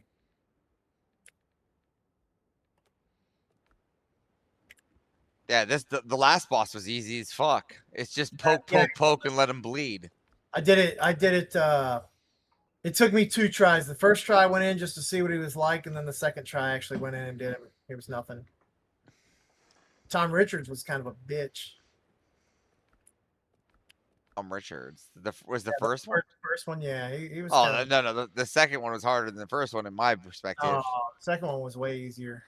Because the second guy, maybe you did it at a different time, but the second guy had that charge, and somehow like it was like a charge, and then he stopped, and right when you hit him in his back on that charge, he somehow went around and like grabbed you anyways, and you're like, fuck. Thank you, Carlos. Here's my castle, Avarice. I bet Avarice fails on the first level of Mario. I bet you Avarice has never beaten Mario 3 in his life. And I bet you I could beat I've even beaten Mario's Super RPG. Have you beaten that one? Mario RPG? No, I know about it. Yeah, so sit down and shut up. You have beaten Mario 3? I beat Mario RPG too. I didn't ask about Mario RPG. I've beaten all the Marios all the way up to this fucking sunshine. You beat Mario 1? Yeah, I was a kid. When you were a kid, you beat Mario 1? Yep. My dog's basic. Warp pipes? I did go to pipes. I did, and I probably did cheat going up and around the pipes. Yeah, you had to use warp pipes. Probably. So main crafting area. I think my record on Mario 3 is like 23 minutes. I can beat Mario 3. Well, I'm not saying I beat it in a super speed time. I just beat it. All right. Well, see, I am good at games. I can No, speed you're not. run. You're fucking shitty. I can do speed runs. I can do speed runs. I do speed runs. Speed runs. See, I got a dang castle, Avarice. Okay, but there's no details. You've done no detailing. You didn't decorate. You didn't decorate it enough. You didn't decorate the rooms. There's no details. You have stuff stacked. There's you have no like silverware and tables and banquet halls. Hang on, wait. And fruit. In the break room. Look. Damn, No, that's not good enough. I got a whole food spread. That's not good. That's not good enough. That's just one of each for the. That's just one of each for the points. You know Jeremy's got a damn castle. No, that's one of each for the points. Go. Where's the banquet room? Look at that. Where are you guys look at that gathering? You see, decorative my lattice. people gather in front of this fire. You see? Yeah, I'm not a fucking landlubber, okay? Look This at is that. where I dump my shit, crap my resources, and I'm out at fucking selling the sea, sinking shit. Yeah, where's You're your not busy. employees at, Avers? How many you got? Right here. Right here. Look right there. Jeremy's There's the armor. merchants. I You see see? three. I see And then armor there's looks these way two better guys than right yours. here. There's Wait, 4. How are you watching them both at the same time? I got 6. I'm making a little city over here. Wait, What do you there's mean a how you way. There's a way I can watch them both, right? Multiple streams. Well, yeah, you right can't. here. You can only have one on. You can only have one On big. big You can have- screen. yeah, you can have multiple small ones, but you got to click the. If you see down at the bottom, there'll be a little icon next to the other person live. You can click Avers, that. Jeremy's armor is way cooler than yours. What? Oh, he's using a shitty armor set that gives a shitty bonus. And his my castle bonuses is are way better bigger than than mine. yours. My bonuses are way better than his. Okay. He's using this. Like, he's using this stupid set here. I'll even go to the fucking thing. Show you I can make it. He plays these games like He's using this religiously. right Look at all here, the see? chests on the walls. Conquisitor. He, like, Yeah, but have them open organizes them. Have everything. them open it. Open it. Open it. Open each chest. Go ahead. Open those chests. Which one do you want to see? Let's go to your. Let's do wood. Let's do wood. Stone. Stone first. Stone. Here's stone. Here's my stone. They All right, look, there's they- 2 It looks like stone. they're all All right. full. Like all of them are full. Yeah, that's what we do. Okay, he's just like me. Go to food. Go to food. Where's your food labeled food? Oh, you see, you have it all on the wall. You don't even have it like in section. You don't even have a look at you. You don't have it in a kitchen. You're just a one stack fit all. Kitchen. My You're fucking a dumb it's dude. right here. You're a It's dumb right guy. here. No, you need like a little kitchen area, and Food then like and your little alphabet. work Food area and in here. alphabet. No, Food no, and you alphabet you right here. all your dump boxes are in one spot. Workbench and gunpowder right here. No, yeah, you're all in And one over spot. here- over You're all here- in one over spot. here's armor crafting. You're not and even trying to stuff. make a city. You're And- not even and trying to over make here- a city. Over here is You're just trying to make a weapons single jewelry. dump spot. What do you mean single dump spot? No, because I have in here too. And you don't even have a garden. I do. I just tore it up because I don't need it anymore. Look at my garden. Yeah, you know, a lot of my stuff comes from right here because I sink boats. I got money. I just buy my shit. Uh-huh.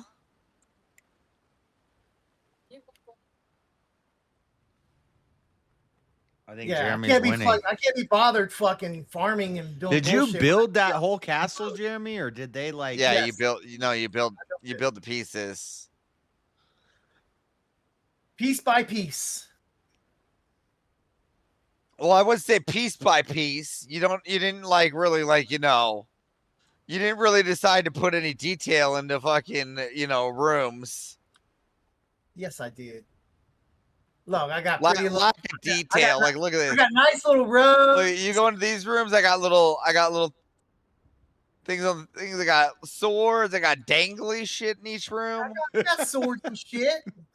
Look. He look got at it my desk. upstairs. Yeah. Jeremy got an I got upstairs this nice. fireplace. I got this nice. Yeah, little all homey you did was build a house. Let me You're not see, even let me trying to see. build. You're not Let's even. see That's what not that even. is. He You're got we're an not living medieval times. We're pirates. You're supposed to have a fucking Tortuga. We're supposed to have a Tortuga, you piece of shit. No, you're not even supposed to stick around on land very long. You're supposed to be at the sea That's for why you build a Oh, dock. That's why you just build a dock. You should be living in just a little whorehouse like this. A little bedroom whorehouse just to fucking go. Stop being such a fucking landlubber, Avarice. Get the fuck out there and sink. What are some you fucking talking boats. about? I'm the one on the water. I'm literally on the water. Well, Jeremy has a dock right outside of his house, Yeah, I got a What- dock. I am a dock. but his dock has merchants on it. See, I got a nice little desk. where I My put dock shit. does too. Look at merchants. That's all I need. That's all I need. I got what I need. My shit's functional, Avarice. No, you just built a big ass house. Come in, do what I gotta do, and get the fuck back No, out. you to just your- built a big ass house. I'm the one living on the water. I'm the one living pirate life. Okay.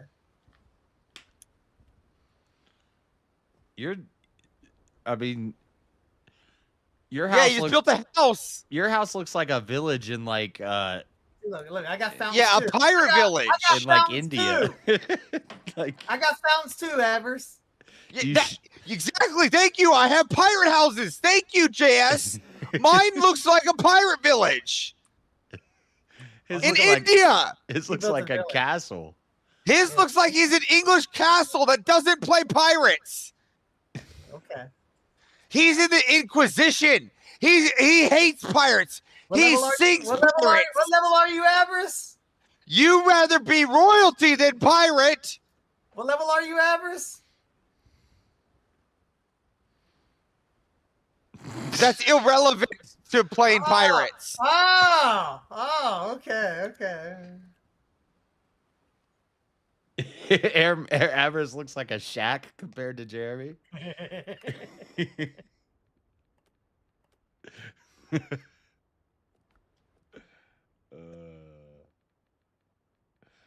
Avers uses his left hand in this village. See, look, I even got cool little outposts. I don't know what that means. Go down here. Where is it? I got a little hut. I guess it's the outpost. This might be the wrong spot. Nope, this is it. Look, see, I got a little outpost in the swamp. Look at that. Look at it got little backup houses. They're little houses. You just make a house. That's all you do is make houses. Yeah, this is the outpost in the swamp. Try What the fuck do you want making it to be? something of substance. What the fuck do you want it to be? This is an Try making outpost, Avers. something of substance. Damn. Why? You're not supposed to stay there. Jeremy got multiple houses.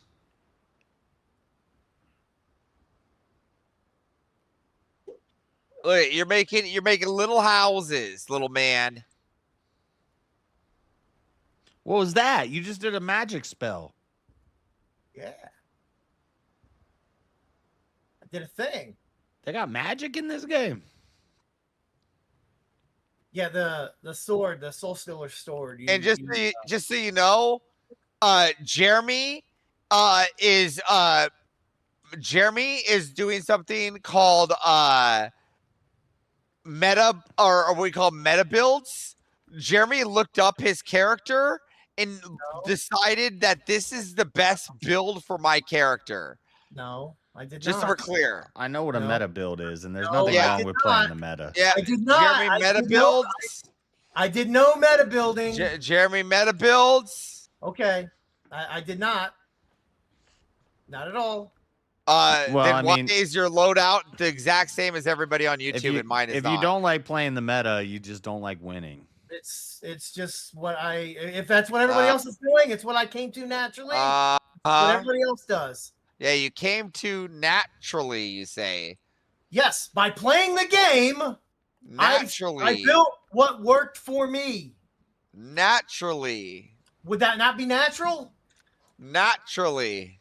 Yes, in playing the game, if I come to that through my own efforts, would that not be a natural progression that led me to what my loadout is?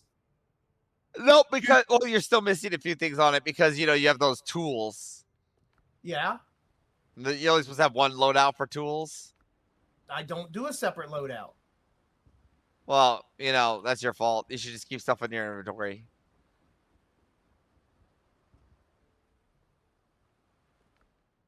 I run one loadout. That's how I go. I don't switch armor.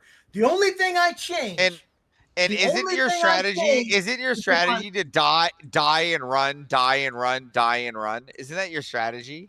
Yeah, that's what I do. Yep. When Just looting wanted temples to- and stuff. Yeah. Just wanted to make sure that's known. Okay. Seems to be a working strategy. Yeah. I just want to make sure it's known. That's all. It's fine. I have no problem with saying I do that. Yeah, I don't die and run. I actually just go and kill. Okay.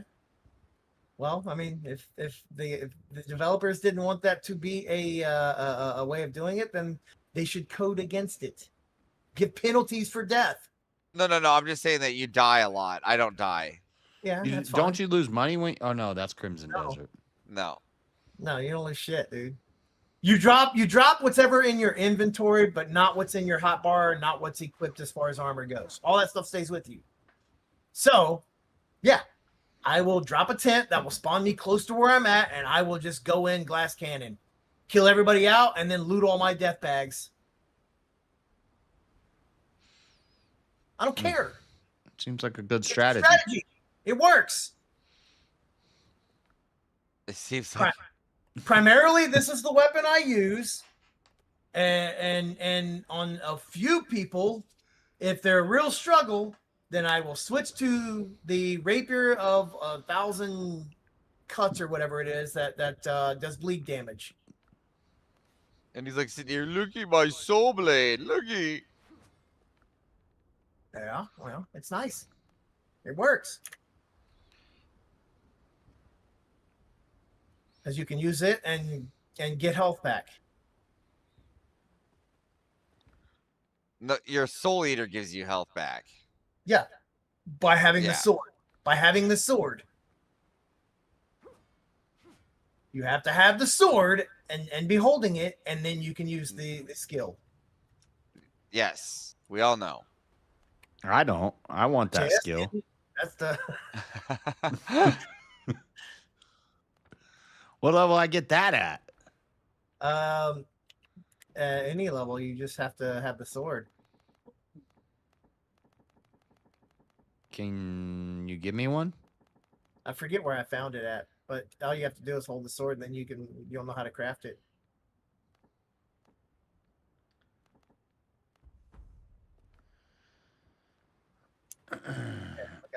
JS, I think you're over here. If there's King's Base, I think you're like straight middle on Newbie Island.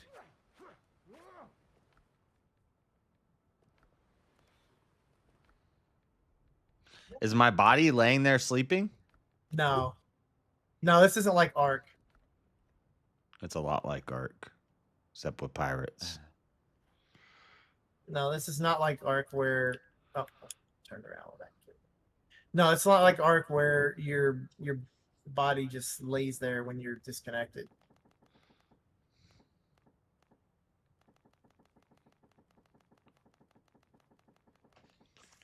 See, I built my house in the woods. You guys built your house on the beach. Yeah, because your bonfire stops everything from spawning within the radius, JS. What does that mean? That means every tree, everything, literally anything you pick up and remove will not come back. Although trees don't come back anyways, but like nothing else will come back. So clay mines, this here. Trees don't come back, so you could No. You could potentially wipe out all the trees in the whole game. Yes. Yes, you could remove every tree in the game. Absolutely. Huh. It wouldn't bother me because I'm on I just buy my wood from merchants now. I don't bother. You buy wood. Yep, just buy it. And on the other side, Jeremy's hours are probably 4 times mine. That could be true. That is true. Could be. I don't know. I have 70 hours. I don't know if it's 4 times yours. Maybe double. What's yours? Alt tab. Or Alt shift tab. Shift tab. I mean. You don't bring up any of your hit the bottom buttons, the info. Hit that I. Yeah, a little over double. 3 times. Not even 3 times. 197. 197? Yep. So it's not 4 times. 197. So 3 times. Not even a little under 3 times.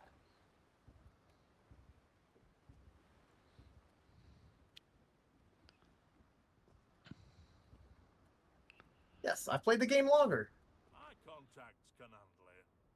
I'm at like 3.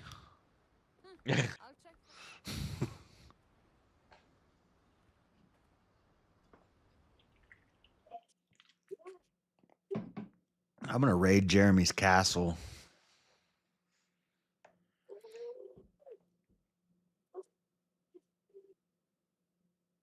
I'm taking everything. There's stuff you won't take from me, JS. I'm a pirate. I've actually found a way to counter that.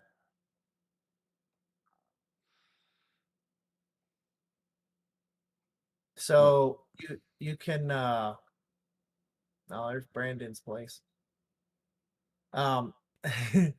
So with my boat, I put I keep boats in my wharf, and in those boats I keep inventory that I don't want people. Why is everybody's house way bigger and cooler than mine? Because you ain't been on long.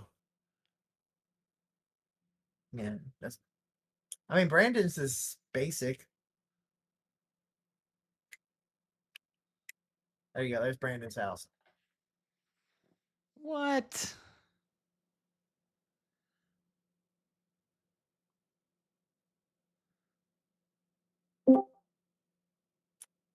Where? Maryland coping in chat. This is fun. Okay, you're over there. Oh, dude, you're where I used to be. Where I just me? ran into the woods and set up shop. No, JS. Oh, is JS on now? No, he's got a camp on my server. Yeah, is he in your server? Yeah.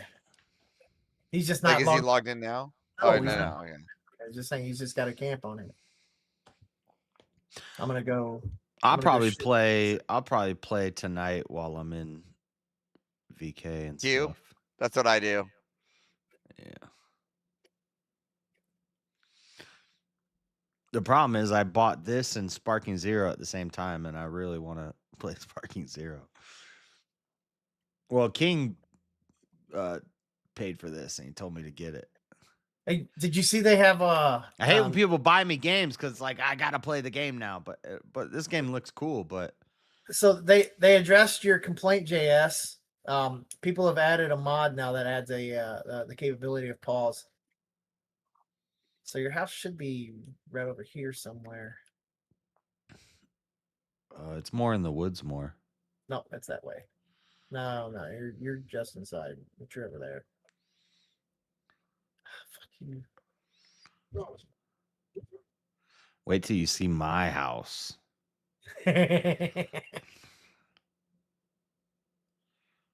That's it. Yeah, see, and look.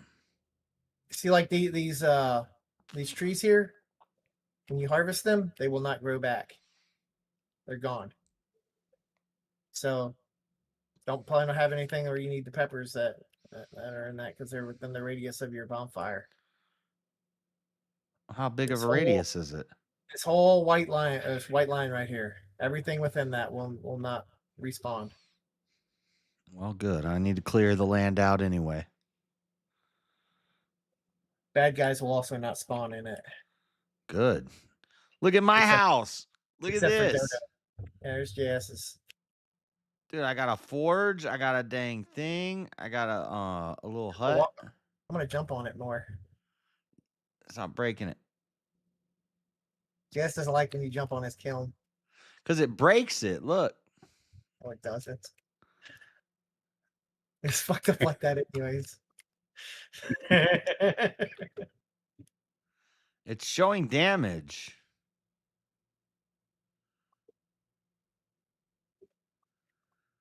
Go in my little house. Look, I got a table and a pig's head. Oh my god. And a crab. I didn't even know I put that up there. Didn't I did. Oh shit, I'll accept that. Thank you for that gift. Don't kill my doctor. Well, I want to take your health potion.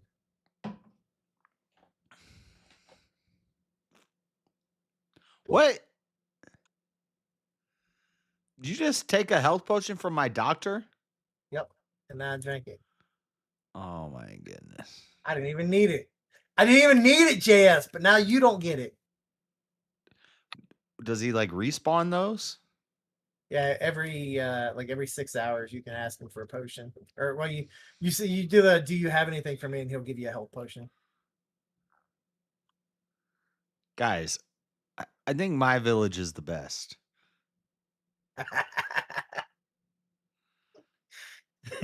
Cameron said it looks like Dookie.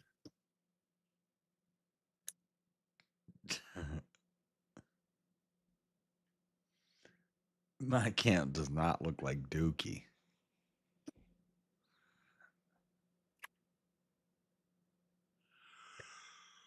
When do I get that canoe? Well, you already have one, but this is mine. Just press K, it'll show up. That's a pretty small map. It's gonna get bigger. They got a whole new plane that they're adding in.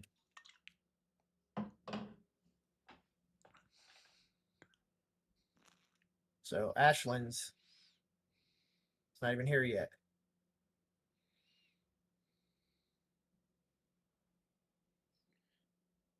Did they really call it the Ashlands? Yes. They're really trying to follow Valhalla, aren't they? Or Valheim.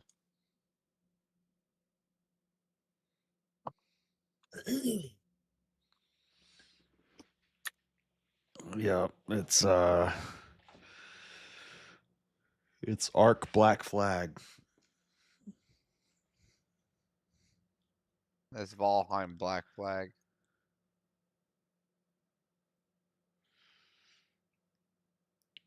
Assassin's Creed?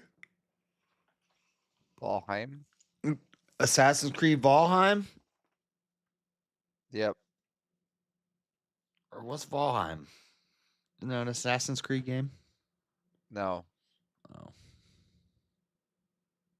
I mean, there could be an Assassin's Creed named Valheim, but this is There's a game Odyssey. just called Valheim. Oh, I haven't played that.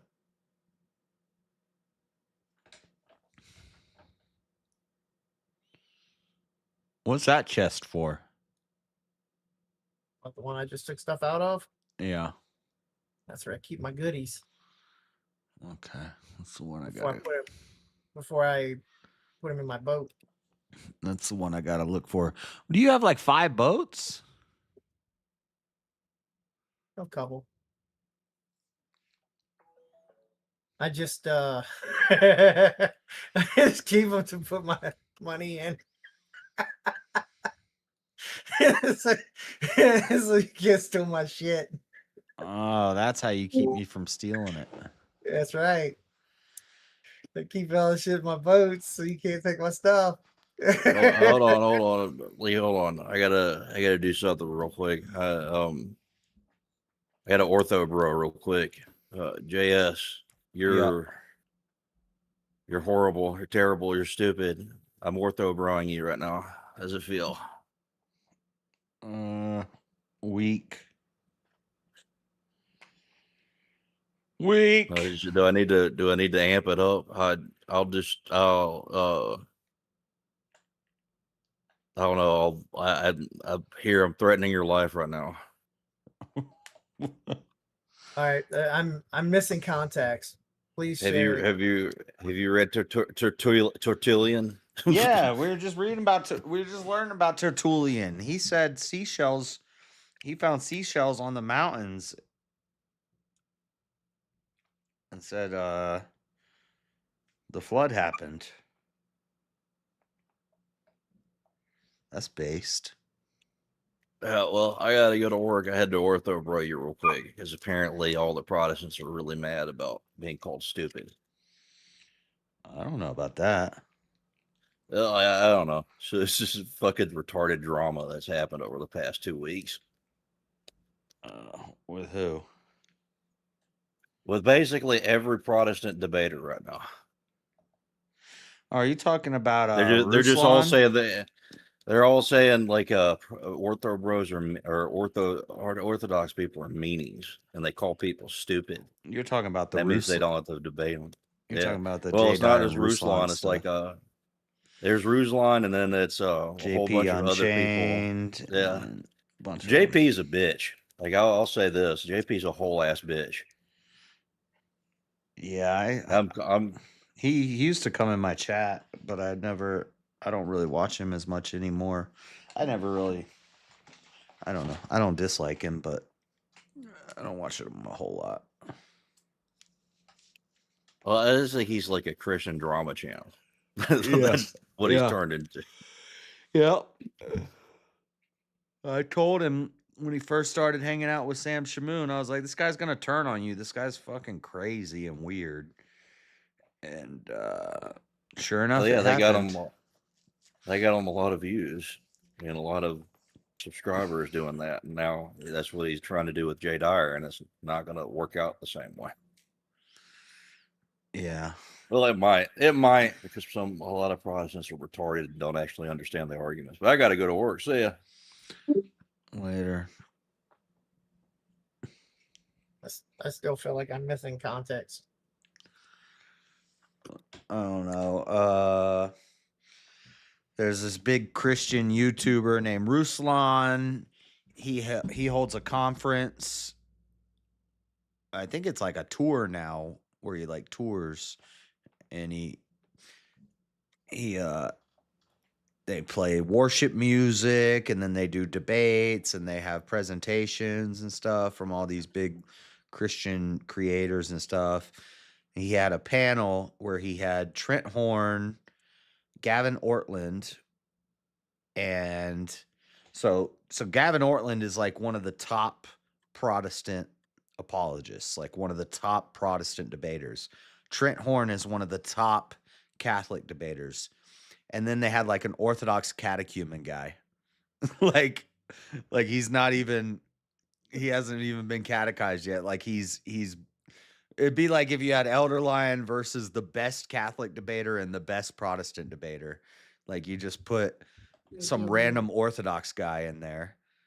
And Jay Dyer was like, this is BS. Why would you put this catechumen who isn't even really supposed to be debating about this stuff publicly against the two best Catholic and Protestant debaters? And I guess maybe they thought that he was trying to make Orthodox look stupid. Hold or the something. fuck on. I would fucking decimate Trent Horn. I would fucking gut him and send him fucking spiraling across the fucking debate stage. What are you talking about? I would fucking decimate Trent Horn. Trent Horn's a fucking bitch.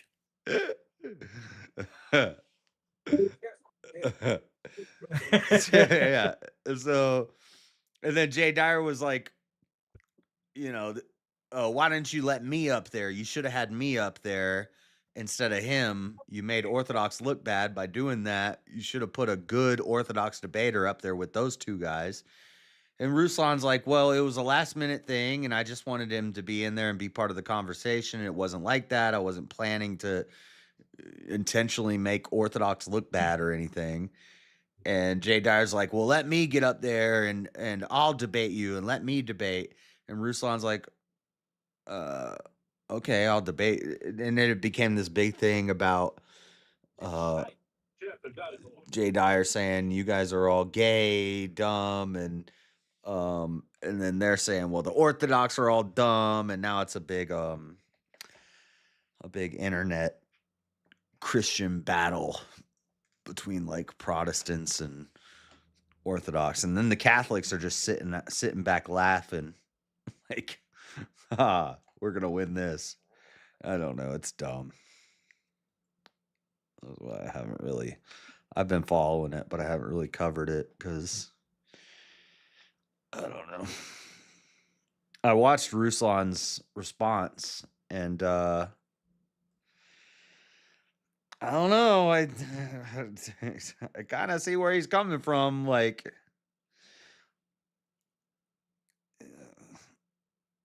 I don't know if that's how you want to get in a Christian theological apologetics debate between different things, calling people gay retards. I don't know if that's the way to do it. He said JP is the Protestant drama channel, but is Jay Dyer now the Orthodox drama channel? Like where you just go start shit with people for no reason because you weren't on a stage that you wanted to be on? I don't know. I don't either. All of this stuff. Yeah, it's dumb. It's dumb. It makes division where it shouldn't be.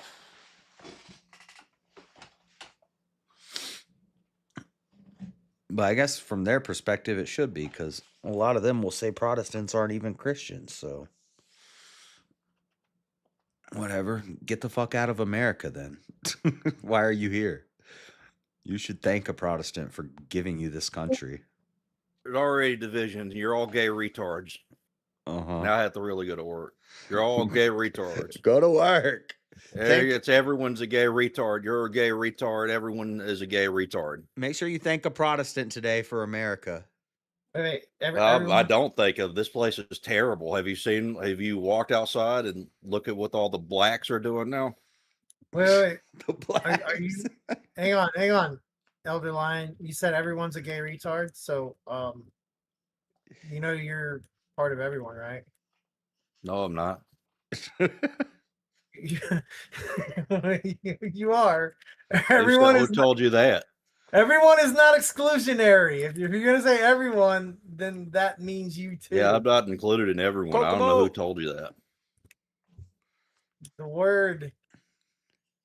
The meaning of the word. No, the meaning of everyone means everyone except for me. Then you're changing the meaning of the word. Everyone else. No, I have a tertiary definition like most Protestants do when it comes to theological terms. Proprietary, not tertiary. Whatever. You just change the meaning of that word too. Yeah, it means what I wanted to mean. I'm going full product.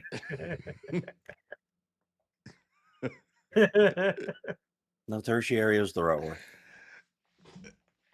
It's proprietary definition is your own definition. There's proprietary to tertiary. Have a ranking system within the definition. Tertiary would be like third. The third, like yeah.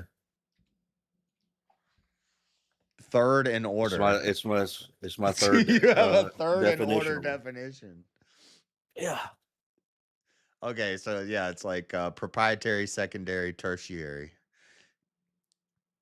So you have the third best definition.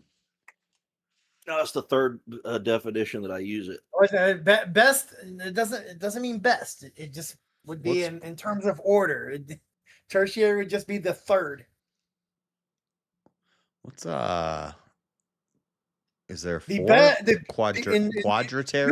No, hang on. You can't say it's best because by order of best, it would be what it would be applicable for, right? I didn't say it was the best. No, you said third best, but it's not third best. It's just third. Because in order for it to say third best, third in order, rank, stage, or importance, so it could be third best. Right, it could be. It could be, but it's not necessarily because again, whether or not it's best depends on whether or not it's applicable. So it wouldn't. Okay, yeah. So it doesn't mean best. It just means the third. I have the third definition. Okay.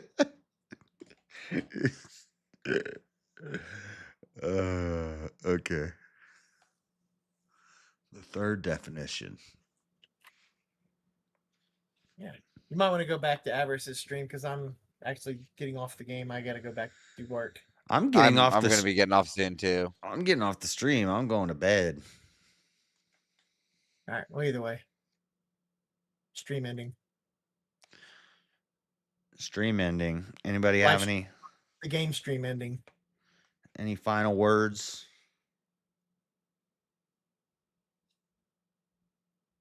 No.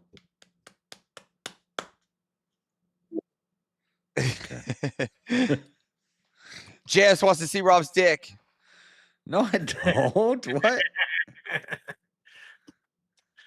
I'm trying to hit up Brian Shapiro because I heard he's blowing Crucible fans. Brian Shapiro wants to see people's dicks.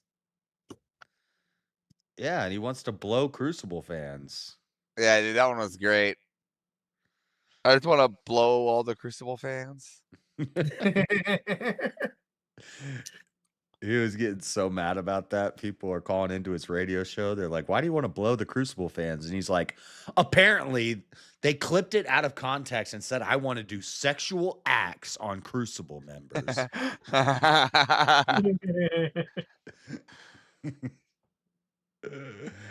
He's so stupid. All right. Well, I'll see you guys tonight. All right. Later. Have fun at VK. You're not going to go? You're not going to be there? What? I'll probably be on for like, well, it just depends. If I get paid to go up, yeah, then I'll go up and then knock 2, 3 out and then go. Okay. But so did you not hear our stream last night with Rob and I? So, in Carolina, we were sitting in the car, and we were all talking, Andrew, Rob, and all of us, and we were talking about, doing verbal combat and things that, going on. And Rob and I, and we all just said, look, we're all going to just stop. We're going to spend less time going there, so that it leaves more opportunities for people that actually need the money. Because if I go up, it's just I get that I get a lot of my fan base from Rob, right? And that sphere. So every time I come over, it's going to be already an unfair advantage, right? So, so we're just going to knock 1 or 2 people out and go. That's what Andrew with some always, no-nos and go. That's what Andrew always did. He just always Yeah. came up, one person out, and then leaves. Yeah.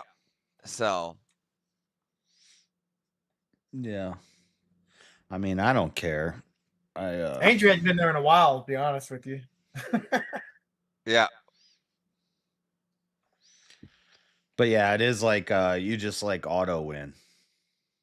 Yeah. And I don't want to just auto win. Even when you get crushed in the debate. But that's how it is when you become a favorite up there, though, right?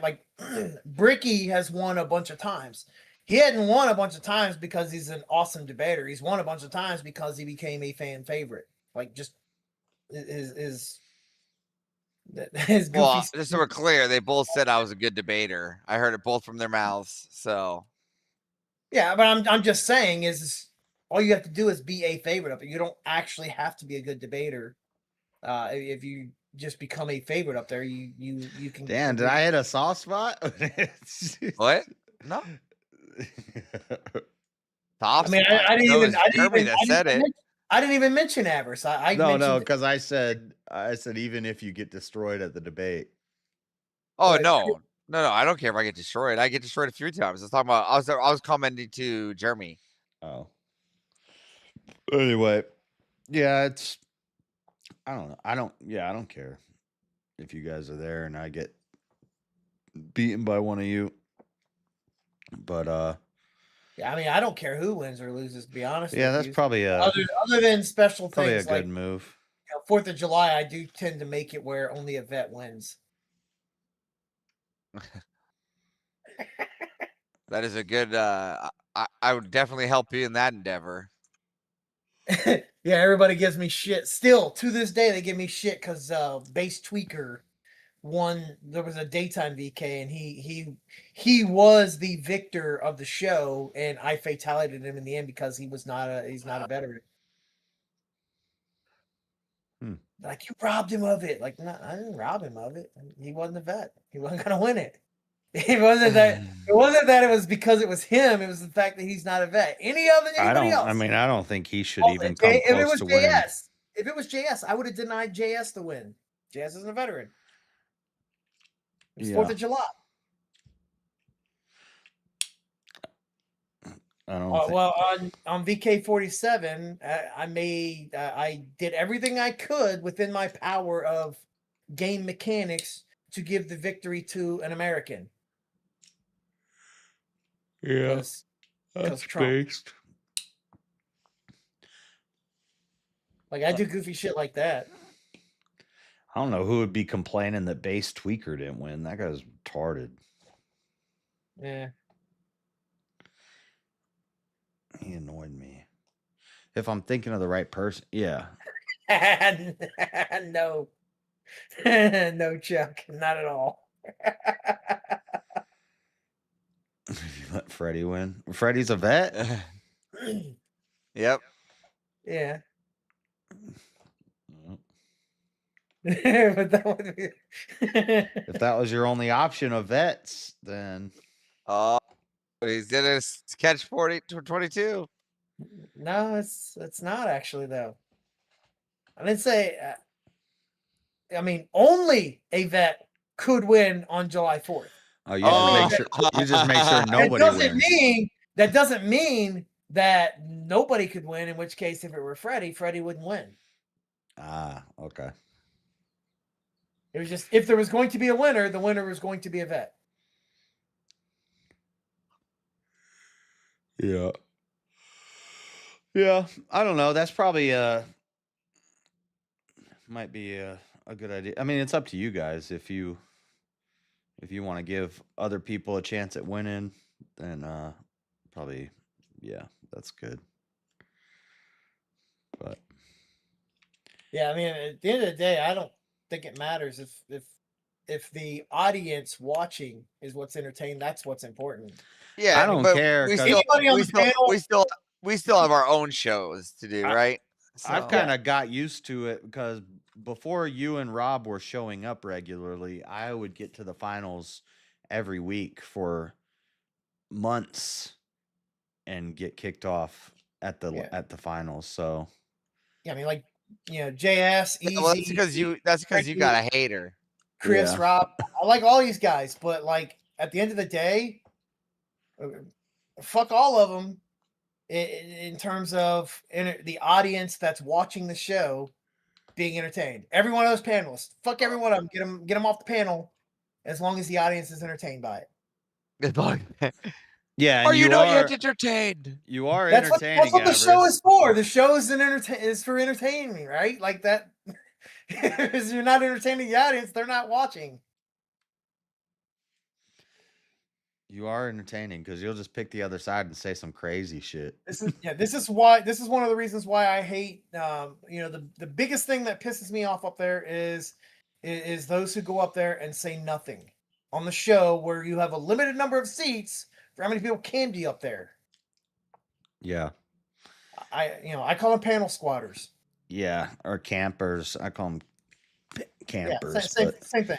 Yeah, that annoys me too. And sometimes it's people that I like, but it's just like, okay, let's cycle some of these people out, Well, sometimes I sit and just be quiet because I've already talked a whole lot. No, I know, but there's people who go up there and they'll be up there for hours and say nothing and on mute a lot of the time. And I hate that fucking shit because there's, like I said, there's only 10 people who can be up there. So you got nine people debating, and then you've got Easy the host. And then you have one or two people that are just sitting there for hours saying fuck all. They just sometimes it's like 4 people. They're not even cammed up, they're just avatars. They're literally just sitting there completely idle. My favorite was still the flawless victory on dogs. Well, you got a 100% vote? No, fucking Jeremy just knocks his ass off before he even gets up there. Oh yeah. Hey, yeah, you know what though is he left the back, he never went up, so the fatality never even applied. So I actually still have that credit. I think I've seen 1 or 2. He went back up. He actually went up victory, last 100% of the vote. He went back up last week, and I told him, I was like, just know when you go idle, this thing is sitting here waiting for you. And I mean that shit too. It's just gonna sit there waiting over his head. Don't go up there and be fucking idle on the panel. Yeah. All right, guys. Well, I'll see you when I see you then, if you're there or not. But whatever. Either way, I'll be streaming afterwards, so I'll talk to you. Later, bud. Later. All right, chat. It's noon. I need to go to bed. Good job on the goal. We didn't hit it. But I'd actually didn't want to stay up for an extra hour, so I win. Even though I lost, I still win. Fun little short Friday stream. We'll be back tonight. I'm gonna get some sleep. I'll start my stream up. I wake up, run to the gas station, grab my beers, grab my cigarettes, start my stream up, join VK. Actually, if it's full when I wake up, what I did last week, which was it worked out pretty good. I joined the VK as soon as I woke up, and then I went and got my beer, my cigarettes, set up my stream, started my stream. So that way I was already in the back for a while. That worked out pretty good. So cuz I don't know if I'm going to wake up in time for the beginning. If it starts at, what time does it start? 7:30 Eastern, 6:30 Eastern. 7:30 Eastern, I think, which is 5:30 my time. It's noon right now. I'm not going to be asleep till 1:30. 1:30 to 5:30, 4 hours of sleep on my weekend. Not going to happen. I'm going to get like 5 or 6 hours of sleep. So I'll try to wake up as early as possible to get there. But if we're in the back, whatever, we'll play some Windrose in the background, try to catch up to these guys. I don't think that's going to happen, but at least try to get the dang boat. But and then we got the moon landing debate coming up. So I'm prepped up. I got a fire opening. Got to do a little planning for my closing, just a little bit, not much. I'll probably do that while I'm streaming tonight. I'm not going to tell you guys what I'm doing, but that's the plan. There's a special premiere. Oh, no, it's Friday. Oh, Fallen State is on right now. Okay. We'll go over to the Fallen State. Let me set up a raid real quick. Adam Kahn, progressive debater Adam Kahn, joins Jesse Lee Peterson. Progressive debater. I've never heard of him. I don't know who that is. Who that is? Who that is? W on W. White on white? White on white on white on white on white.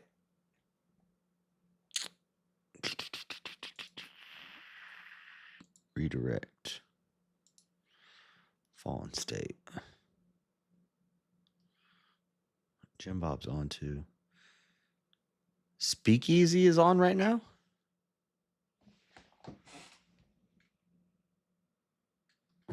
What is this? What is Speakeasy doing right now? Hold on. Because it says live, but if it's like a premiere of something.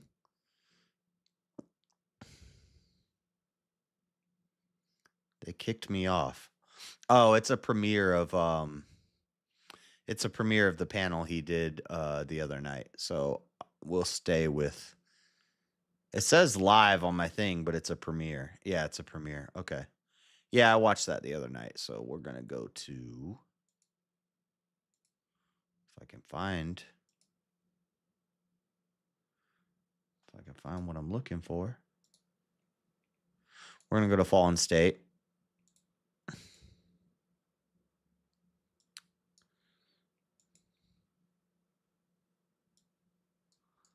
I don't know what's happening.